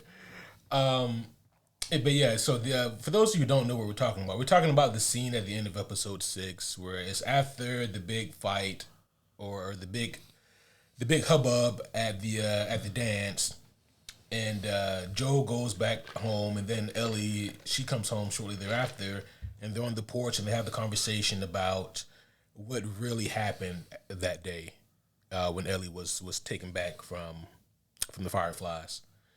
And Joe, he tells the truth. I use quotation marks because, like you said, Caleb, Joe wouldn't know that this for sure would have worked. Yeah. Because, truth be told, they wouldn't know for sure if it would have worked. Yeah. They were like, to our best guesses, this is our best shot at saving humanity. Yeah. You know? But anyways, yeah, they had that conversation there, and I think it doesn't end with Ellie saying, I don't know if I can forgive you, but hopefully one day. I think it's something like that. She says, I don't know if I can forgive you, but I'd like to try. Yeah, but I'd like to try. Yeah. Which is a good line. It is. And you understand like why that works so much better at a different part in the story. Not right here. Right, yeah. It does nothing right here. Yeah. I agree. So, yeah, that leads us into the season finale. Ooh, boy. Which is called Convergence. Oh, boy. Oh, boy. And apparently this was written by, like, all three of the primary writers. Neil Druckmann, Haley Gross, and Craig Mason. They all get writing credits. Wow. Yeah, what a great job, guys. Let me tell you. I am so impressed. So impressed at your work here on the season finale of season 2 of The Last of Us. I think I liked the season finale of House of the Dragon season 2 more. Oh, shit. It did have a similar vibe, if I'm being honest. It really did, but at least I'm eventually going to see some dragons fight each other. That's true. In that. Yeah. This is just going to get worse. They're like, oh, well, by the way, here's a cliffhanger. And when we do finally see you in like 2 or 3 years, you can hang out with Abby. Like, dog, I mean, I think maybe I just won't. Yeah, I don't think I will. Yeah. I don't think I will. So Ellie, she regroups with Jesse and Dina, and by the way, Dina's been shot in the leg with an arrow. Looks real bad. Crossbow bolt at that. Yeah. I'm gonna be honest, man. I'm risking the baby if I gotta get a crossbow bolt shoved through my leg. I'm gonna take a little bit of that. A little bit. A little bit of that alcohol. Bruh, straight to the dome. Yeah. You know. Because I guarantee you that shit was rough. Had to have been, yeah. I'd be like, you better get me to the pit. Yeah. Right. Or maybe not. You know. And they at least gonna get the arrow out. Yeah, they're gonna get it out. Yeah, for sure. But yeah, like maybe like in a TV show that has a higher success rate. I mean, everybody on there is mostly fine, you know. I think a patient dies in episode 2. Yeah, that's true. You know, that's true. And then like another one goes brain dead in episode 3. But that woman that got her foot degloved, she's fine. Oh, that was so gross. Just imagine that's your like first day, bruh.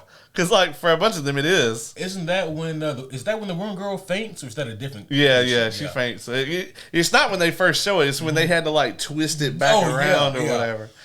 She was just like, bloop. You know, this isn't the pit review. Yeah, but like if I am just so glad that there are people out there who are willing to do this job. Yeah, because it's not me. It's not me. For so many reasons, I couldn't do it. Yeah, for so many reasons. Yeah. One, I don't know what 2/3 of those words even mean. Right. 2, you really got to be a good people person.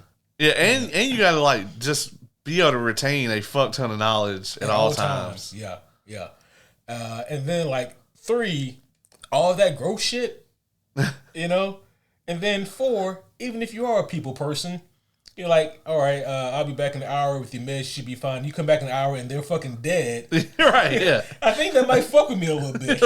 Yeah, especially like, that's just a Tuesday. You know what I mean? Like, oh. Yeah. My problem would be like, they would be like, oh, yeah, it's such and such and such. And I'd be like, oh, yeah, I'll be right back. And I'd be like, let me see what I got to do for this. Like shit, was that 10 milligrams or 10 cc's? You know what? We go in the middle. I would just be like, tell me when it stops hurting. Yeah. Does it still hurt? All right. Well, yeah. Oh shit. Check out the pit. Also, if you're on Max and you're like, oh, maybe I'm gonna watch Last of Us, just scroll down a couple of rungs there in the menu and just watch the pit instead. Watch the pit, yeah, for sure. I'm not saying that it's a feel good show, but damn, man, you get some levity. Yeah. I feel better watching it than I feel watching this show in all ways. It's somehow less gory than this show. That is a mystery, right? When I saw the scars like killing that one guy, I was like, why are they gonna hang him and cut him open? I was like, oh, so he can't scream. Okay, I got it. It's a little fucked up. Yeah, right. If I were that guy, I'd be like, hey guys, look, just hang me. I promise not to scream. Yeah. Please. They damn near cut that guy from neck to nutsack. They did. That was gruesome. And like those scythes or whatever they have are sharp as a motherfucker. Yeah. Because like he didn't like rear back or nothing. He was just like, whoop. Yep. I'm just gonna unzip you now. Oh my god, man, that shit looked awful. Oh yeah. And I'll be honest with you too. You guys who watched that scene, they did this for the sake of TV. He wouldn't have died that quickly. Yeah, that's true. Yeah, which makes it even worse. Yeah, exactly. It's like, he would have been there for a little while. Yeah. Oh my gosh, yeah. Awful. Yeah. Yeah. You're like, you hope you just die that quickly. Mm-hmm. That is kind of also the thing about The Last of Us Game 2 and Season 2, which is there's really just not that many people to root for. No, there's really not. Yeah. Dina is about it in the show. Mm-hmm. Yeah. And Tommy. We like Tommy. And I could see an argument for Jesse until... Yeah. Yeah. It's like, oh, man, this Jesse dude isn't too bad. Oh, all right, well. Well, you win some, you lose some. I do like how in the show, like, once Ellie actually explains, like, originally Dina's like, and I don't know if it goes this way in the game, but in the game, to me, she always seemed kind of against the whole thing. Mm-hmm. In the show, she's like, yeah, bitch, ride or die, like, let's do it. Yeah. Until, like, Ellie explains the whole thing to her, and then she's like, well, I mean, I don't really want to be like, this motherfucker got what he deserved, but we should go back to Jackson. Yeah. And I agree. I like the way that Dina is written in the show. She's like the only well-written character, really. I think so. And here's the thing, right? Like, this was their opportunity to really do something great with Tommy. We see him for, maybe 8 minutes total screen time? I was wondering if it was just a stunt double. Like, I was like, is the actor actually even here? And don't get me wrong, guys. Mild spoiler alert. I won't even say it because, the way that this cliffhanger ends. But we'll say that for the spoiler field at the end. Yeah, which we're probably about ready to mosey over there unless you got something else. Yeah, we haven't said a whole lot about, we spoke earlier about, Ellie, she gets on the boat when she realizes where Abby should be or where she was. This scene looked great. It did. Visually. It was fantastic. Yeah. And again, I would have bought this scene so much more had we seen that single-minded, focused killer Ellie. Yeah. But it's like a light switch with this character in the show that just turns on and off. Yeah. It's mostly off. It's on when the plot needs it to be. Yep. Because there's no way that like any rational person would get in that rinky-dink boat in that storm and then try to get it over there, But she does. We get that useless scene with the scars when they capture Ellie and then they let her go. Yeah. And then Ellie's like, whatever. Yeah. She's like, oh man, that was close. All right, anyway. We get the scene where she confronts Mel and Owen. Yep. And Owen tries to pull a fast move. Ellie's faster. Yeah. And reach for the sky. Honky. I was doing Woody, but the guy was white, okay. Yeah, either way. I thought we were on the same page. Okay. I mean, don't get me wrong. I said it in my head. I don't know that I could say reach for the sky without my brain being like, okay. Oh, shit. Yeah. It's a Dave Chappelle reference. Yeah. Oh, shit. But both Owen and Mel, they get dead. Mel is bleeding out. I think I'm bleeding out my neck. Yeah. Once again, if I've just been shot and I'm bleeding out here, I definitely don't want someone cutting me across my abdomen. No. Listen, I'm not a mother. And I'm also not a doctor. And I'm not a doctor. Go back 10 minutes into our pit review. Yeah. So we are neither of those.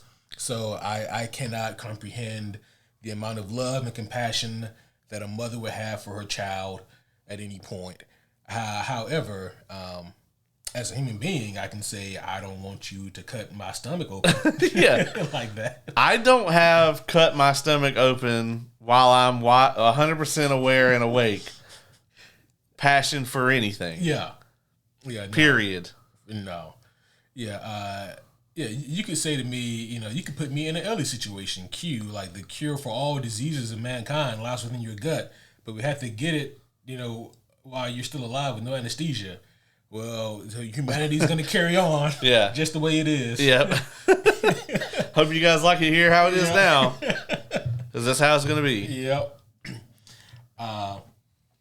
But the one thing I did understand and appreciate about this scene was that it was also supposed to be like a juxtaposition to Dina, who was also pregnant, and kind of the dangers that she is in being out here as well. And so, that scene really goes to show Ellie that the situation that she put Mel in, someone else, Abby, could easily put Dina in. And if the shoe were on the other foot, what would Ellie, what would she like to be done? Right. So that much was appreciated. And then Tommy magically shows up. So yeah, and Jesse, yeah. They must have had a much better vote. Yeah, and also the fact that, like, okay, Tommy is in a gunfight with some wolves, and they're calling for reinforcements. Mm-hmm. And those reinforcements seem to be coming. Yep.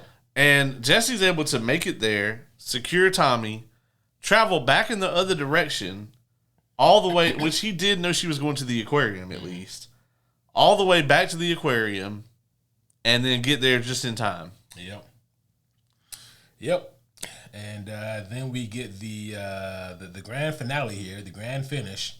The gang is back at the theater, and they're all getting ready to head out and go back to Jackson.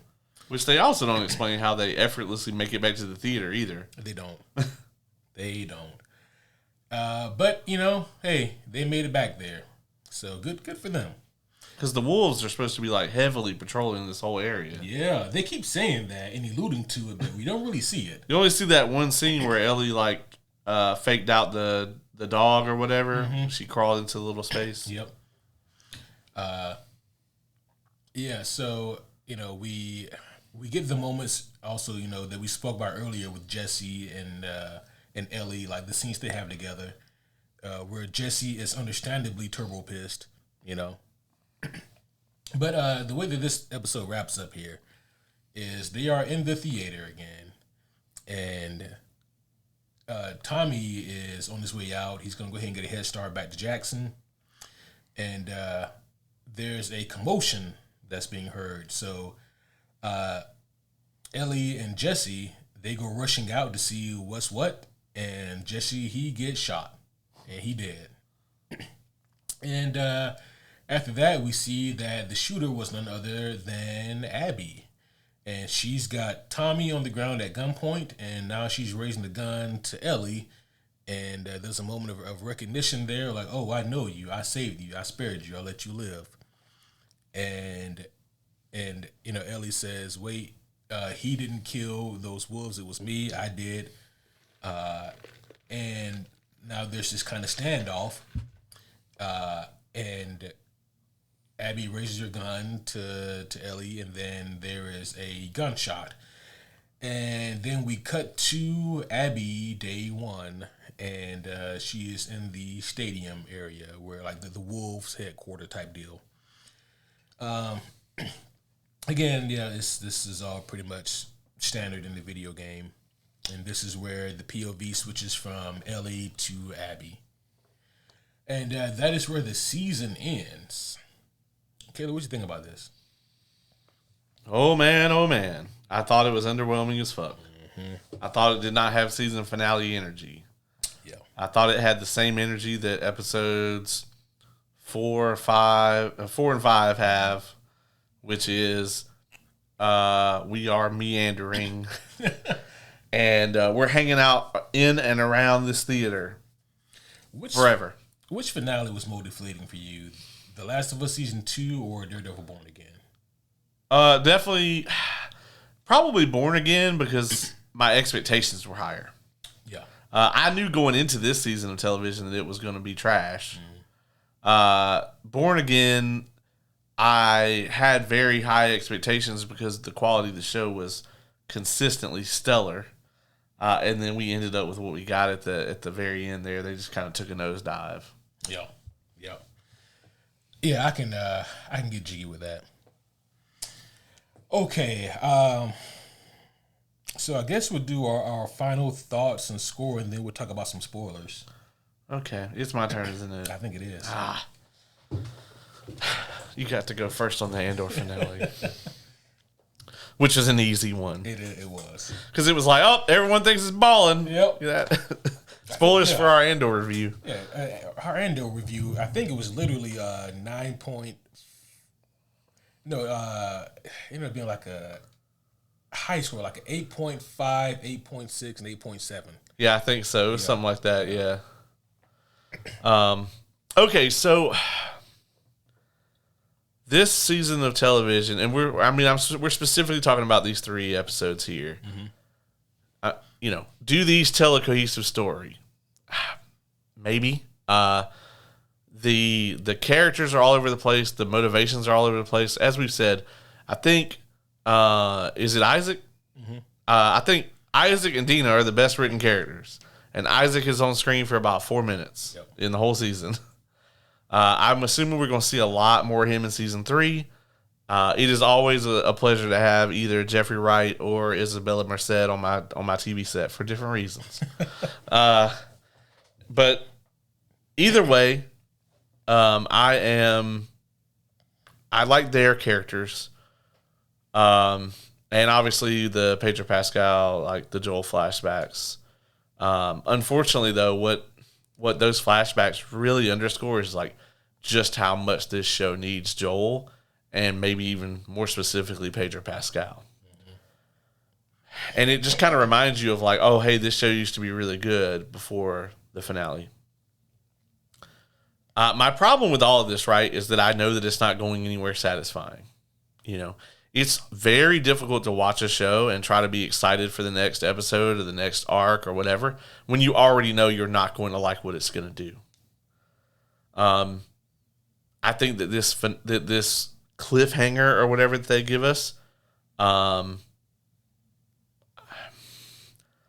think it has about the level of excitement as like finding a 12-week-old powdered donut in the couch. God damn. You're like, oh, yeah, I remember this. And then you throw it away. And that's kind of what I want to do with this season. It's going to be, I'm going to give it a 5.2 out of 10.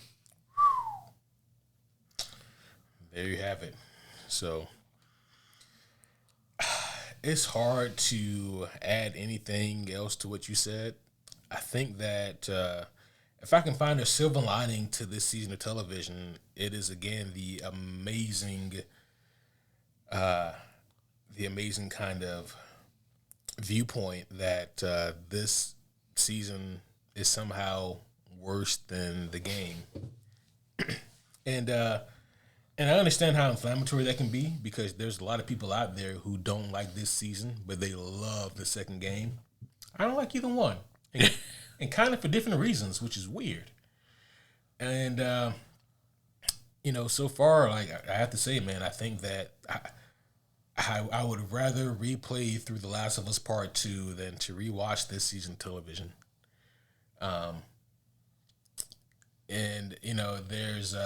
There's things in this season, in these back 3 episodes, that I think are well done.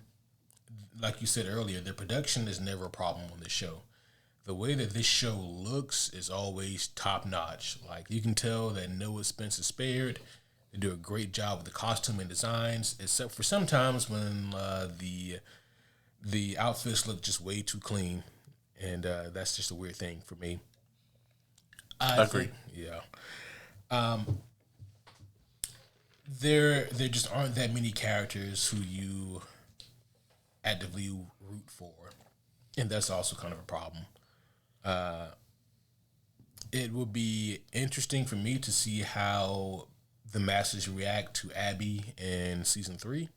Again, if we're being a watcher on the wall and we look at how the fan base reacted to Abby 5 years ago, if that's any indication, then you guessed it, it would be divisive as fuck.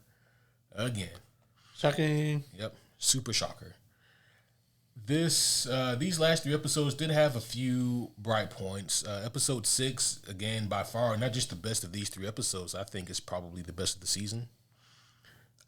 There were a lot of really cool high points there in that Joel and Ellie flashback. And as we mentioned before, it just reminds you that this story is at its best when it is a Joel and Ellie story. This kind of hot and cold Ellie revenge tour is weak sauce in the show. I don't like it in the game, but at least it's consistent in the game. Here in the show, it's just flat. Flatter than, 12-week-old soda that's been sitting out on the counter. No one likes that. The way that this season ends, I think, is kind of the death knell in it for me. They ended on such a fucking wet fart that it's just hard to be excited about what's to come. And it was raining outside. Yeah. So the fart had to be wet. So had they picked a different spot to end this at, I think that it would have helped it some. Not much, but it would have helped it some. I think had they had a strong finale, it would have done so much better for it as well. And I'm going to say something that I also said for the Born Again finale, which is just because the story isn't over, it doesn't mean that it has to feel like it is just this really random cliffhanger. You don't have to end the story, but you have to end the chapter. And they did not end this chapter here. Not for me. It's just a weird ending spot. It may work better in a video game, but that doesn't translate well to this live action TV show. I'm going to give it a 5 out of 10. We were like right there together. Yep. There you have it, folks. So now if you're still here, we're going to spend just a few minutes to talk about some spoilers. So if you guys don't want to be spoiled potentially on anything that happens in Season 3 or in the video game for Game 2, then get the fuck out of here. Also, late apologies for anyone who was a big fan of Game 2 or Season 2. Superhero Homies rule number 10, like what you like. However, we have every right to exclaim our displeasure at this bullshit. Yeah, we're not mad at you for liking it.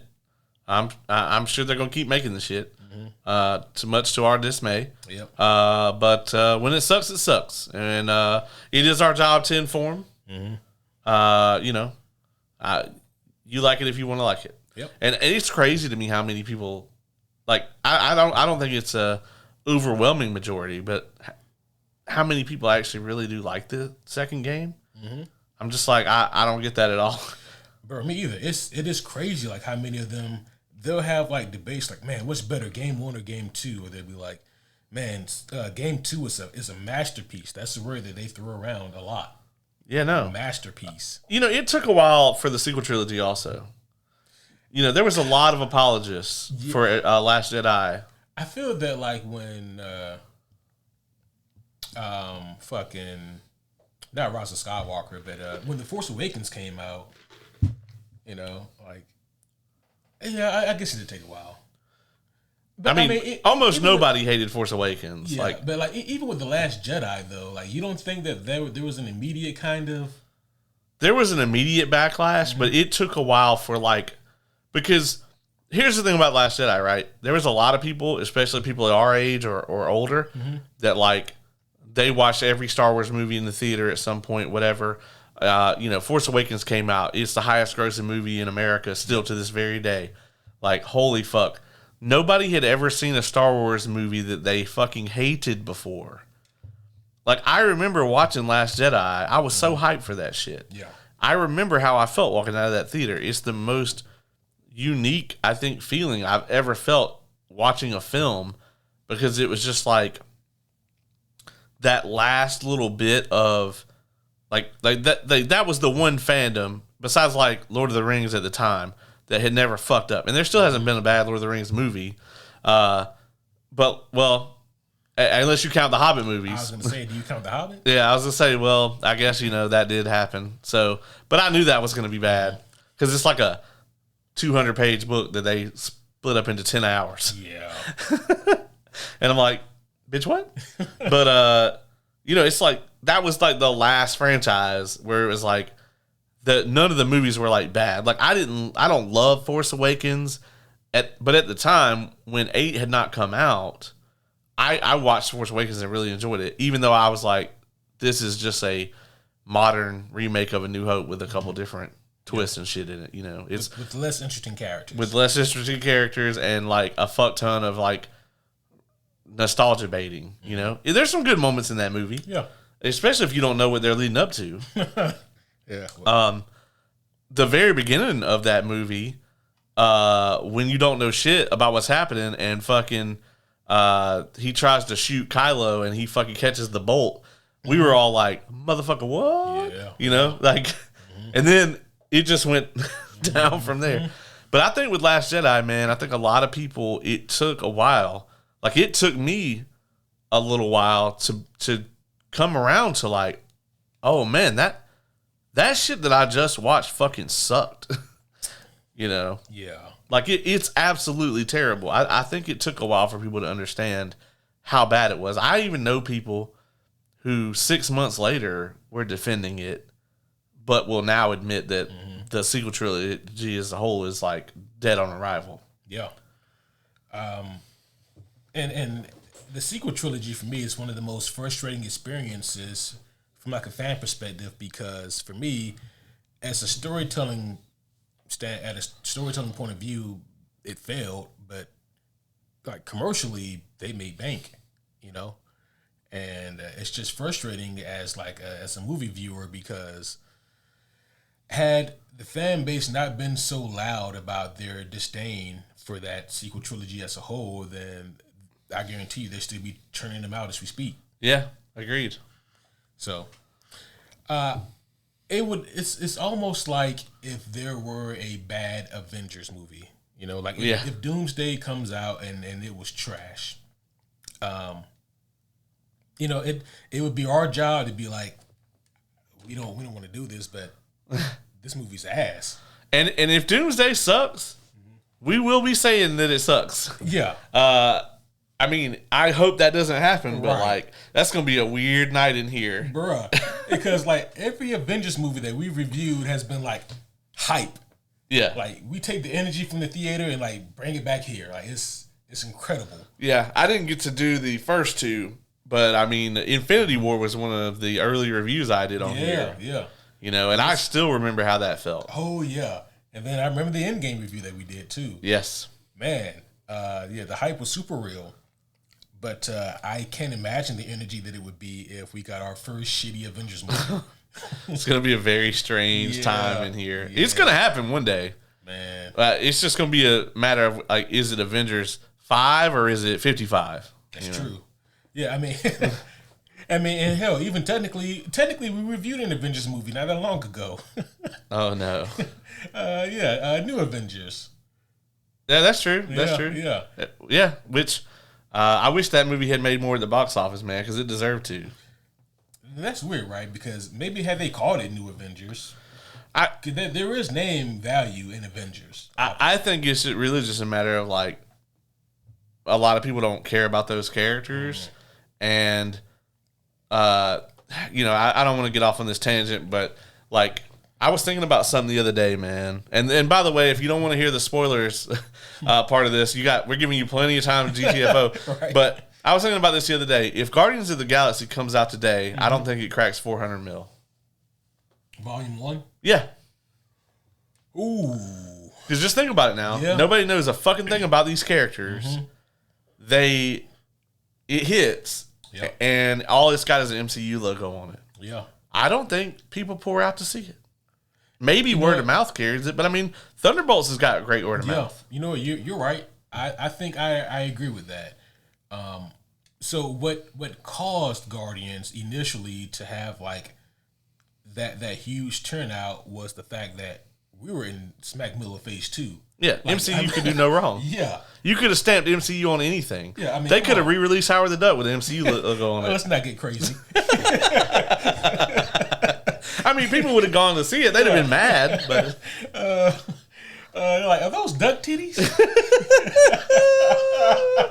But that is a good point you bring up, though, because like the main reason why people went to the theater to see Guardians is because the MCU just didn't miss. We'll ignore Iron Man 3, but like other than that, the MCU just really didn't miss. Like, they had all the cachet with the fan base, all the credit. The reason why Guardians 1 did so well ultimately is because people went to see it and it was fucking amazing. And then word of mouth took over and, you know, the rest is history. So I think you have a good point. Like if Guardians 1 came out today exactly as it is, yeah, it wouldn't do as well as it did ultimately. And I think just, I think Marvel doesn't have the credit with people right now. Yep. Like Fantastic Four, I mean, even if it's good, it's a possibility it may not make bank. I think Spider-Man is a sure thing because people still love Spider-Man. So I think it's very wise of them to have a Spidey movie coming out 3 months before Doomsday, as opposed to 3 months after Doomsday. Yeah. Which I will mention live while we were recording this, it was brought to my attention that Mark Ruffalo is confirmed for that. Oh, it's been confirmed now. Yeah. Interesting. So heard it here first, folks. Mark Ruffalo has been confirmed to have a major role in the movie. I hope he's Maestro and it's like a different version of the Hulk. I hope they're gonna do the whole thing where like Bruce Banner doesn't remember Peter, but the Hulk does. Oh, that would be great. How many interactions have those two had in the MCU? Spider-Man and the Hulk? Yeah. Just the in-game stuff, right? I guess so, right? But even then, it's like they're just on the same battlefield. But also, that was Bruce Banner's personality. Yeah, that was that was the Smart Hulk persona or whatever. Yeah. So, I don't know. Fun fact, guys. One time in the comics, Spider-Man beat the Hulk by telling the bad joke, and he made the Hulk laugh, and he reverted back to. That's hilarious. Yeah. Okay. So, The Last of Us Season 3. Yeah, guys. This is going to be a lot of Abby and her crew. And this is when they start the legwork of trying to make you as the fan base like Abby. As it stands, no one has any reason to really like this character. You can understand her motive. Hell, there are plenty of villains out there who have good motives. Right. It doesn't mean you have to like them, you know. And I'm not gonna, say that Abby is like a villain per se, but here's the thing. I would say at least 8 out of 10 people still view Ellie as the main protagonist. And Abby, therefore, is the main antagonist in the sense that she is the opposing force of Ellie. And so it's going to be very difficult to get people to turn sides or to see them equally. And to me, they never really accomplished that in the video game. And the fact that this game is so fucking divisive says that, yeah, there's a lot of people that feel the same way I do. So I don't know how they do it in this season of television. How do you think they make Abby more acceptable to the fan base? I don't know, man. I got nothing. I mean, because here's how you build it up, right? It's like, if you're going to build Ellie up as this, like, crazy rage monster because she won't let this shit go, Abby held on to her bullshit for way longer. Oh, yeah. Before brutally murdering Joel. Right. So it's like, you can't really have this, like, message of, like, Ellie's actually the bad guy here because she's on this, fast track to vengeance or whatever. When, like, Abby spent, 5 years? Mm-hmm. Literally sought out the wolves, trained with them, got a crew and everything to go and kill Joel. Mm-hmm. Like, spent all this time just to do this as, like, their main objective. And there's no telling how many atrocities she committed for the wolves throughout all of this. Absolutely. And then you're going to try to paint her as, like, better than Ellie because Ellie wants revenge on this person for killing her father figure. Mm-hmm. I mean, at best, like, it's a stretch, but you could put them in the same boat. Yeah.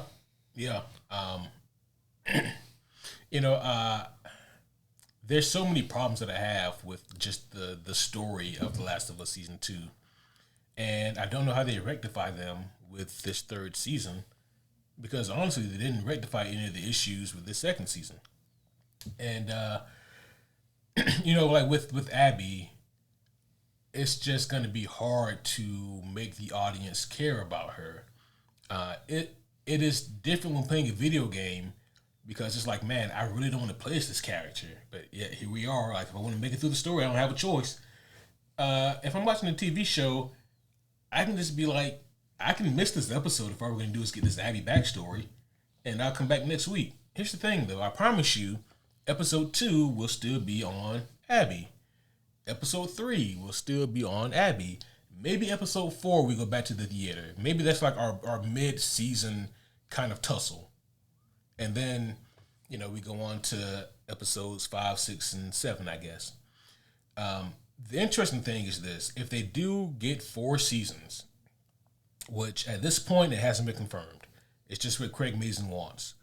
He may have enough credit with WB or HBO that he might get that. But if they don't, then they'll have to do it all in this third season. Well, the thing about that is they're not going to know if they got the season 4 renewal until probably right before season 3 comes out, because that's when they renewed it for 3. Was right before 2 came out, I think. Oh yeah, and that's risky. Oh, that is risky as hell. Yeah, because that means that we could get another stupid cliffhanger like this, and then that's just it. Yeah. I mean, I think WB is probably committed to finishing the second game, but I don't think they're going to be committed to letting Neil Druckmann just go off and do fuck all off the cuff. No, I think this will probably be it for old Neil. He is coming out with another video game. Like a sci-fi game or something. Yeah. And I think, I could be wrong, but I think it's the same chick that's in Aura. Oh, is it? Mm-hmm. Well, also, he is now saying that, like, because for a while he was kind of like on the don't expect The Last of Us 3. Yep. But now, like, in recent interviews, he's been kind of being like, well, we're looking at things we could possibly do, so on and so forth. I don't know what those are, but yeah, they scare me. Yeah, right. I say explore the universe more. Get away from the characters that we already have. Yeah. I don't want to spend more time with Abby. At the end of the second game, I was like, I don't want to spend more time with Ellie either. Nope. Hell, maybe take me to where Dina is and tell me how her and the baby are doing. Yeah. But like, other than that, man, I would say give me a game focusing on Tommy. Because, spoiler alert, Tommy does live. But it's like, I don't trust you with Tommy. Nope. So Dina goes off and meets up with Bix, and they just raise their babies together. They raise their babies together. Away from all the bullshit. Away from all the fucking bullshit. I want to know how they link up, because they are very far apart right now. Well, she goes to the museum, and it turns out that rocket is still operational. Oh, it still works. And then she grabs a helmet. Yeah, obviously. Obviously. Yeah. There's some other ones in there. There's a small one for the baby. Yeah. Baby helmet. And then there's just a little button that you press, and you just boop.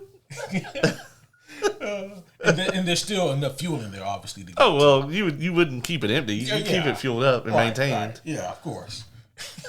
I'm sure the museum staff has been maintaining it. Why wouldn't they? Yeah. And then they bring enough food on board, so they can make the trip. Yes, of course. Yeah. That's one. To wherever. Yeah. Oh shit. I don't know, man. If there was a moon colony or anything, those people are in luck.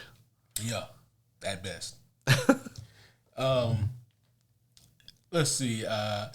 They're gonna introduce the character. I think the character's name is Lim. We talked about Lim a little bit in our part 1 review. That Abby is kind of like the supporting character for. Yep. And I think the character's name is Lim. What the fuck is this character's name? Did I just make it up? Lev. The character's name is Lev. Now, does she meet Lev after the theater fight? Yeah. Okay. Yep. So it'll probably be in the back half of season 3. Lev is a Scar, and but Lev wants to defect. So I think it's Lev and Lev and his younger sister. Lev is a trans character, and that's, as you can probably imagine, that doesn't sit well with the Scars. I also got to say, I hope the Scars are more entertaining of defectors than the wolves, or the wolves are more entertaining of the defectors than the Scars are, because they didn't seem to care. No, not at all. But yeah, so Lev is probably going to be introduced, and Lev, like, even when I reviewed the game 5 years ago, I said Lev is probably the only character that isn't an asshole or an idiot. But everyone else, unfortunately, one of the two or both. We might get more Tommy in season 3. One can hope. And in terms of Ellie, I'm not really sure. It's going to depend on where season 3 leaves off at. The way that things kind of happen here is that, like, after the big theater kerfuffle, Dina, she's all fucked up, and Abby is about to kill Dina, and Ellie's like, no, please don't do it. Like, she's pregnant. Please don't hurt her. Don't kill her. And Abby's like, why? You killed Mel. She was pregnant. Yeah. And but Abby does show a little bit of grace, and she leaves, and she's like, don't fucking follow me again. If you do, I'll kill you. And then for the longest time, the two go their separate ways. That's when, like, you spend, I think, even more time with Abby, because this game is way too long. I'll be honest, folks. It's way too long. But in the meantime, Ellie and Dina, they're just like living the Thanos farm life. They got their own farm and their their own place or whatever, and they're raising the kid. But eventually, Ellie gets word of Abby's whereabouts, and Ellie still can't let it go. And when she learns, she says to Dina, like, look, I got to go finish this. Just give me some time, and I'll be back. And Dina's like, you got to let this shit go. Right, yeah. If you don't, I promise you this, if you come back, me and the baby won't be here. And spoiler alert, when Ellie does come back, Dina and the baby are gone. Shocking. Yep, big old shocker. So yeah, there is no satisfying happy ending. I mean, for the longest time, when you switch back to Ellie, to play out the last quarter of the game or whatever, Abby has been tortured, and like she's in rough shape. Like even to the point where, like, she lost like probably 40 pounds of her muscle mass. She's just emaciated. She's just a fucking skeleton when you do the final fight. Because again, how else is fucking Ellie's supposed to fight that goddamn behemoth? Right. But the game is big on theatrics and moments. It is very small on story. Like it's not as deep as Neil Druckmann wants it to be. Yeah. But obviously, like, that stuff won't happen unless we get a season 4. Right. Because like where this season ends, it's like the first couple of hours of the game. Yeah. And I think it took me 25 hours, playing leisurely, of course, but it still took me like 25 hours for that first playthrough of The Last of Us Part 2, and we were maybe 6-7 hours in. Right. So I don't know, man. I don't know what they do. I don't know how they do it. Hopefully they don't stretch it out to a season 3 and 4, but we'll see. Yeah, they have to do something. In the meantime, I will tune in and I will definitely watch season 3. We'll still review it unless we're absolutely swamped, in which case it would have to go. Yeah, I'll be honest. If let's see, 2 years from now, if we're sitting here like, oh, man, we got Secret Wars coming out, Brave and the Bold, Invincible season 4. Yep. Be like, oh man, well, Last of Us is going to have to be like a little one episode we do in a couple months. Yep. Oh well. But because my expectations are just, they were low going into this season, and they still were somehow lowered. But I will say this, man, like just entertain me. I would turn my brain off of season 3. Just do something to entertain me. Give me 3 episodes of Abby fighting the Rat King. I don't give a shit at this point. Right. If you guys don't know who the Rat King is, go ahead and Google it. Last of Us Rat King. You think they're going to put the Rat King in? They put all this other video game shit in here. They better put the Rat King in here. It makes absolutely no sense for Abby to fight the Rat King. It doesn't. It doesn't make any sense, all right? But, look, they got the smart infected in here and all the other video game bullshit. Give me some entertaining video game bullshit. Okay. I'm not opposed to it. If you already ain't making no goddamn sense. Yeah. Go ahead and throw the Rat King in. Go ahead and give us some Abby versus Rat King. Yeah. I'm down for it. Man, one more thing before we wrap up here. I told myself that, I was going to replay through the second game. This was a few weeks ago when we did part 1 of this review. I haven't touched it since then because how'd that go? I played it like twice and I was like, I can't do this. But yeah. So I think that's all I got, man. Yeah, I'm gonna go home and play some Expedition 33. Apparently, the story in that is actually really good. So that must be nice. Yeah. As a matter of fact, shout out to the homie Kyle. He's not listening to this though because he's like boycotting the second season. He hasn't watched a single second of it. But he actually, after watching our Perfect Tens episode, he ordered himself a copy of Final Empire based on you put it on your Perfect 10 list. And he had just beat Expedition 33, and he was like, I need something else with like a really good story. So, did you recommend The Last of Us Part 2? I did not. Okay. No, he knows. Okay. Yeah, he's played the game. Okay, so yeah. Which is why he won't watch the show. A good man. Yeah. Good on you, Kyle. Good on you. Oh man, what was I gonna say? Yeah, Expedition 33. So far, what I've played, I really like it. I got to get better at that parrying system. You said he already beat it?